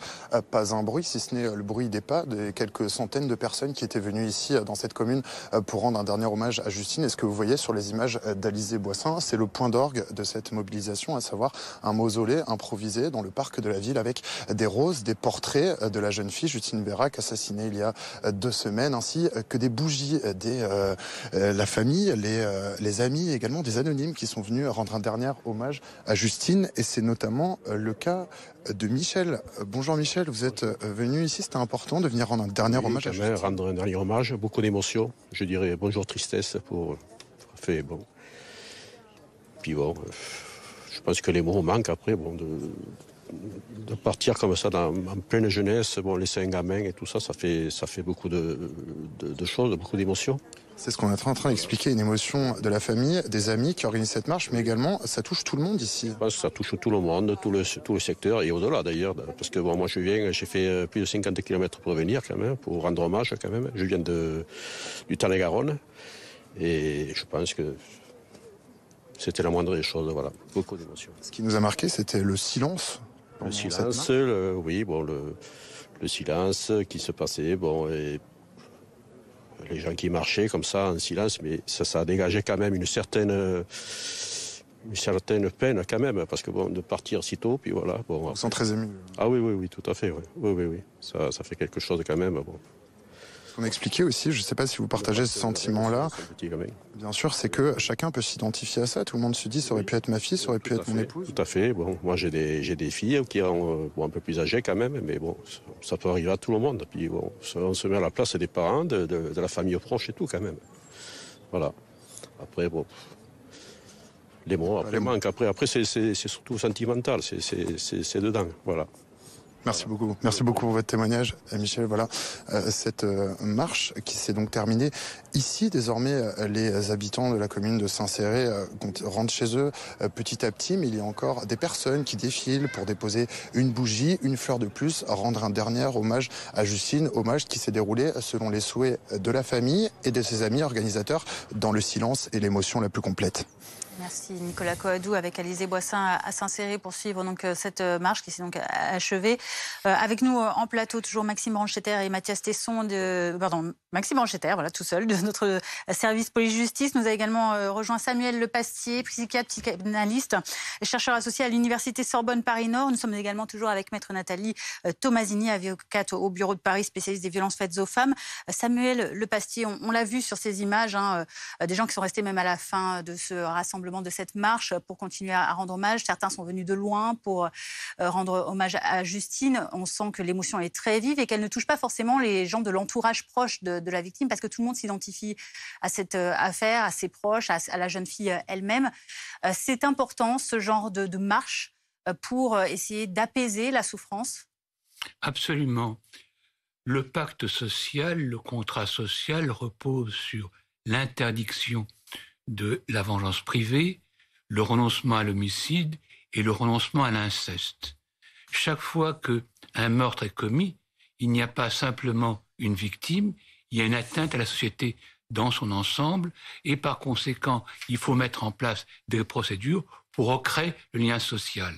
La marche blanche en est un des moyens. Il faut éviter simplement qu'elle se transforme en désignation d'un bouc émissaire qui serait de projeter la violence sur quelqu'un qui n'a rien à faire dans l'histoire. Mais autrement, c'est le moyen de refaire communauté. Maître Tomasini, on le disait, vous êtes une des avocates qui a longtemps porté, justement, mis en lumière ces violences faites aux femmes. Pour vous, on évoquait ce terme de féminicide qui est apparu depuis maintenant quelques années dans les médias, dans les prétoires aussi. Pour vous, très clairement, dans cette affaire, on va faire le déroulé des faits et réexpliquer ce qui s'est passé tout à l'heure avec Maxime Branchetter du service police-justice. Mais pour vous, on est clairement dans ce cadre-là, même s'ils sont deux jeunes gens qui se sont croisés quelques heures dans une boîte de nuit? Oui, parce qu'on se rapproche en définitive de la définition propre de ce qu'est un féminicide, c'est-à-dire un meurtre, des violences, parce que la victime était une femme. C'est vrai que jusqu'à présent, c'est ce que j'évoquais tout à l'heure, le terme de féminicide était employé uniquement quand il s'agissait d'homicide dans un huis clos familial.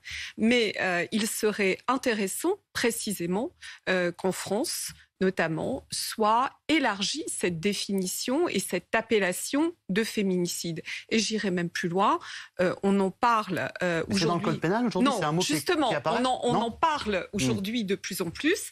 J'allais y venir. Il serait pour moi fondamental que ce terme existe dans le code pénal, ce qui n'est pas encore le cas aujourd'hui.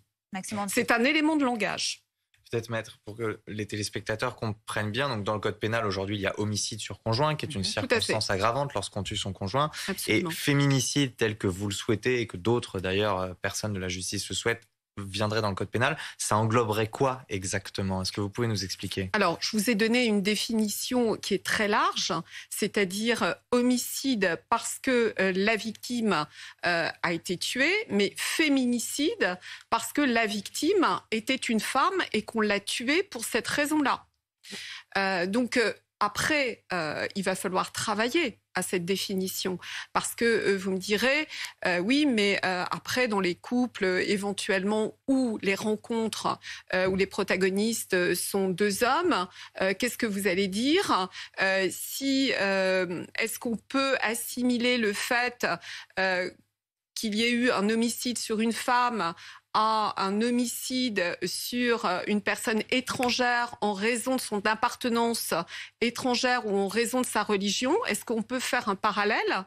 Ça sera à discuter. En gros, le but du crime serait parce que c'est une femme, soit pour une raison sexuelle, soit parce qu'on veut... Exactement, ça peut être aussi un crime d'honneur. Parce que c'est pas au juré, finalement, dans les cours d'assises, de faire la différence entre tout ça, au-delà des mots, aux jurés dans les cours d'assises de se prononcer en fonction de ce qu'ils ont. Alors après, si on intègre une définition spécifique de ce qu'est un féminicide... C'est pas évident comme définition, on voit bien. Non, il va falloir y travailler. Et ensuite, il y aura aussi un quantum de peine précis. Donc, c'est toute une infraction qu'il va falloir définir. Donc, on n'y est pas encore. Mais c'est vrai que même le fait de parler de féminicide en tant qu'élément de langage, c'est intéressant parce que tout de suite, on sait de quoi on parle. Ça colore particulièrement bien le contexte du crime. Maxime Honchetter, très rapidement, on va peut-être pas revenir totalement sur ce qui s'est déroulé sur cette nuit macabre, mais où en est l'enquête actuellement? On sait que le jeune homme, Lucas, suspecté d'avoir tué Justine, est mis en examen. Comment avance l'enquête? Le jeune homme donc est en détention provisoire. Maintenant, on va rentrer, c'est ce qu'on disait tout à l'heure, dans le temps long de l'enquête. Il y a eu un temps assez rapide avec une urgence de retrouver le corps, de le presser pendant les 48 heures de garde à vue, ce qui visiblement a fonctionné puisque c'est à la toute fin de sa garde à vue qu'il finit par faire des aveux et par dire où se trouve le corps.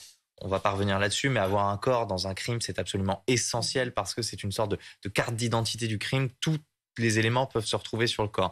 Où on en est maintenant? On est dans un temps un peu plus long de l'enquête qui va s'intéresser à sa personnalité. Il y aura sans doute des expertises psychiatriques pour essayer de comprendre comment il en est arrivé à ce crime. Là, dans l'immédiateté, ce qu'on attend surtout, c'est les compléments du rapport d'autopsie. Enfin, en tout cas, un rapport d'autopsie plus étoffé. Nous, tout ce qu'on sait pour l'instant, c'est que Justine a bien été tuée, elle est morte étranglée, mais il manque plusieurs éléments. On sait que le procureur avait dit que Lucas avait reconnu des coups, on a vu qu'il y avait plusieurs coups au visage de Justine, dont des coups avec un objet contendant. On a besoin de savoir dans quel contexte, pourquoi ces coups, est-ce que c'est avant ou après le meurtre? Pourquoi? Quel est le mobile? Après tout, on ne sait pas exactement, même si on peut avoir des suppositions, on ne sait pas quelle est la raison pour laquelle Lucas tue Justine. Et enfin, les derniers éléments qu'on attend... bientôt, on espère, c'est les analyses toxicologiques qui permettront de savoir si elle a été droguée et le complément d'autopsie qui permettra de savoir s'il y a eu un viol. Merci Maxime pour toutes ces précisions. Maître Tomasini, vous restez en plateau avec nous. On va évidemment revenir sur cette affaire dans un court instant. On y reviendra également sur le profil psychologique avec Samuel Le Pastier, qui est donc expert psychiatre. Mais d'abord, on va évoquer la situation en Ukraine aujourd'hui. La situation en Ukraine, pourquoi? Parce que le barrage de Kakhovka, dont on a beaucoup parlé ces dernières semaines, les Russes indiquent que ce barrage a été touché par des tirs de missiles ukrainiens. Et on sait que aussi les Ukrainiens et les Russes s'affrontent en termes de communication autour de ce barrage. Évidemment, vous voyez sa situation, c'est un barrage évidemment stratégique. On comprend très vite que s'il venait à céder, il pourrait inonder toute cette région qui est Kherson aujourd'hui, cette ville clé dans le sud-est du pays. Général Pellistrandi, je me tourne vers vous. On parle de frappes ciblées des Ukrainiens, c'est ce que disent aujourd'hui les Russes. Pourquoi ce barrage est à ce point-là stratégique? Alors, ce barrage, en fait, il a été construit entre 1950 et 1956. Et donc, vous voyez, il est en amont de Kherson, mais surtout, vous voyez, en amont du barrage, vous avez en fait le Dniepr qui constitue un très grand plan d'eau. Il y a 18 millions de mètres cubes. Et si on poursuit, si on remonte là, on arrive notamment à la fameuse centrale nucléaire de Zaporijia, dont une partie du refroidissement est assurée par le fleuve Dniepr, par ce gigantesque lac. Bon, alors, ce barrage, c'est un barrage qui est aussi produit de l'électricité. Il y a 6 turbines dont on voit d'ailleurs la partie en quelque sorte d'exploitation électrique. Aucun des deux parties n'a intérêt en fait à ce que le barrage soit détruit. Pourquoi? Parce que, d'une part, le barrage produit de l'électricité. Ensuite, s'il était amené à être détruit, il y aurait en fait, ça libérerait ces millions de mètres cubes qui inonderaient la partie sud donc de l'Ukraine, et ce serait, il n'y a aucun intérêt de la part des Ukrainiens à le détruire, et de la même façon du côté russe, parce que ce barrage sert aussi à irriguer la Crimée, qui est occupée depuis 2014. Bon voilà, donc on a le sentiment qu'il y a une espèce de bataille de communication. Alors, il se peut qu'il y ait eu des frappes indirectes parce que, soit pour détruire un pylône électrique, comme ça, mais de là à vouloir détruire le barrage et donc à prendre le risque d'une inondation majeure, il faut rester extrêmement prudent. Et puis, général, il y a aussi cette autre annonce qu'ont fait les Russes cet après-midi en disant que la ville de Kherson était désormais coupée d'eau et d'électricité à la suite d'une autre frappe supposément ukrainienne. Une situation donc qui touche la ville de Kherson. Et puis, il y a Kiev également, la capitale, qui pourrait, selon son maire, Vitaly Klitschko, être elle aussi coupée de toute électricité et pourrait subir un blackout. Et là, on a donc l'Ukraine qui accuse la Russie. On écoute le maire de Kiev. Je veux m'adresser aux habitants de Kiev. Je veux qu'ils envisagent tous les scénarios possibles et même les pires d'entre eux. Si nous étions amenés à manquer d'électricité ou d'eau et que vous avez une famille élargie ou des amis en dehors de Kiev, dans des endroits épargnés par le manque d'eau ou de chauffage, gardez à l'esprit la possibilité d'y rester plus longtemps que prévu. Essayez de trouver un compromis avec vos amis. Et dans le cas où un scénario négatif viendrait avoir lieu, prévoyez de passer plus de temps chez vos amis. Général, on voit que le maire de Kiev, à demi-mot, évoque une possible évacuation de cette ville, qui est la capitale. Il y a des dizaines de milliers d'habitants. On voit que, oui, millions d'habitants, bien sûr, c'est raison.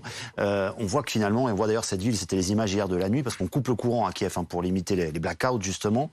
On se dit que la stratégie des Russes, qui avec simplement une poignée de missiles, en frappant les infrastructures, ils maximisent vraiment sur le terrain l'effet de ces missiles-là. Oui, en fait, 40% des infrastructures liées à l'énergie sont endommagées en Ukraine. Ce qui, effectivement, justifie l'inquiétude du maire de Kiev, Vitaly Klitschko. Donc, une agglomération de 3 millions d'habitants. Vous imaginez, et la problématique, c'est que si vous n'avez plus d'électricité, eh bien, dans les immeubles, et on a vu de très nombreuses images de ces grandes tours, on fait comment ?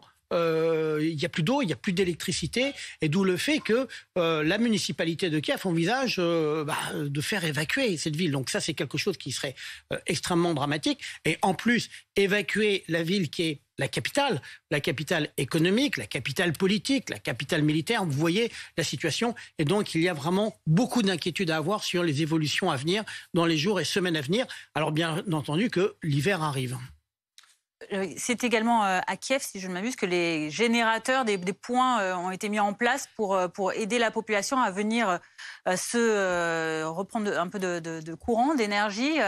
Ça ne suffit pas visiblement, alors, on le voit. Bien sûr. Alors, il y a effectivement la mise en place à Kiev de ce qu'ils appellent des points chauds.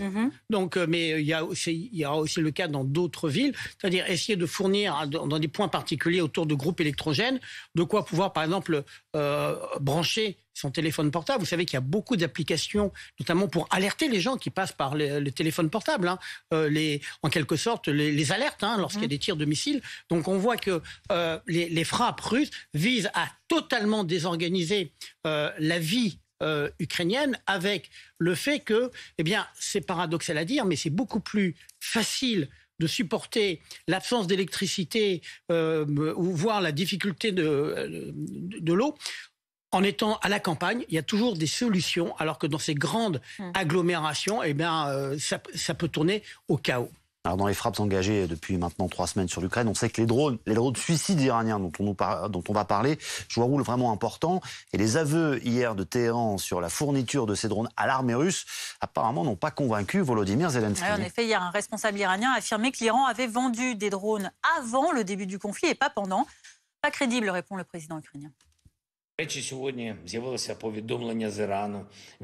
représentants officiels iraniens ont publié une déclaration aujourd'hui. Ils ont décidé d'admettre qu'ils fournissaient des drones pour les terroristes russes. Mais ils continuent de mentir. Nous abattons au moins 10 drones iraniens par jour, tandis que le régime iranien affirme qu'il en aurait fourni un tout petit nombre avant le début de l'invasion à grande échelle. En une seule journée, 11 Shahed ont été détruits. Nous savons avec certitude que des instructeurs iraniens ont appris aux terroristes russes à utiliser ces drones, et Téhéran est complètement silencieux à ce sujet. Si l'Iran continue de mentir, cela signifie que le monde fera encore plus d'efforts pour enquêter sur la coopération terroriste entre les régimes russes et iraniens et sur ce que la Russie paye à l'Iran pour une telle coopération.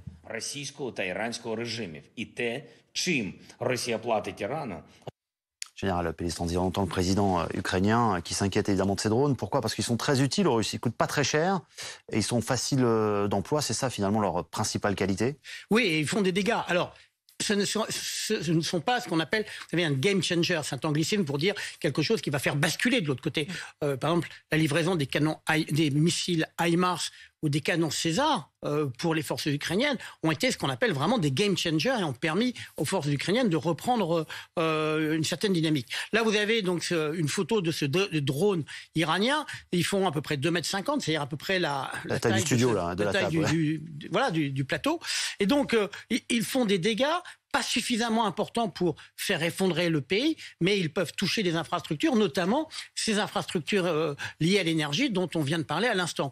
Et donc, oui, Kiev peut être en colère contre l'Iran. Bon, maintenant, la colère de Kiev n'empêchera pas Téhéran de continuer à fournir des drones à Moscou. Aujourd'hui, où on est l'offensive en Ukraine, on sait que la Russie est bien à la peine depuis de nombreuses semaines maintenant, que sur Kherson, elle recule progressivement sans trop savoir si c'est stratégique ou si c'est vraiment une difficulté qu'elle rencontre. Comment évolue le combat sur le terrain? En fait, il n'évolue pas beaucoup, et ni à l'avantage des Russes, ni à l'avantage des Ukrainiens. Même si du côté de Kherson, on peut penser que la dynamique est un peu en faveur des Ukrainiens. Mais prendre la ville de Kherson, c'est un très gros morceau, et on sent bien qu'il y a quelques hésitations du côté ukrainien. Que la bataille pourrait durer longtemps et être féroce là-bas. Et puis, il y a autour de Bakhmout, alors Bakhmout, c'est au cœur du Donbass, et on en parle peu, mais c'est une bataille extrêmement acharnée, parce que les Russes essayent de progresser, avec notamment la milice Wagner qui est concentrée dans cette partie du Donbass, et là les Ukrainiens qui sont plutôt en situation défensive, avec une ligne de front qui n'évolue pas beaucoup, et c'est bien ça la difficulté. Ça veut dire que de part et d'autre, les pertes humaines sont extrêmement élevées, les tués, les blessés, et puis qu'il y a encore des populations civiles qui sont au milieu, et la souffrance est très forte, alors même que les conditions météo se dégradent. C'est ça, l'hiver arrive et ça va encore compliquer la donne. Merci Général pour toutes ces précisions. On reparlera de l'Ukraine dans un court instant à 15h30 dans notre prochaine édition. Restez avec nous, on va revivre aussi à partir de 15h30 ce moment particulièrement poignant tout à l'heure, et une petite commune complètement à l'arrêt, dans le silence aussi, vous le voyez, pour cette marche blanche qui était rendue en hommage à Justine Vérac, cette jeune maman qui a été tuée après une sortie en discothèque. À tout de suite.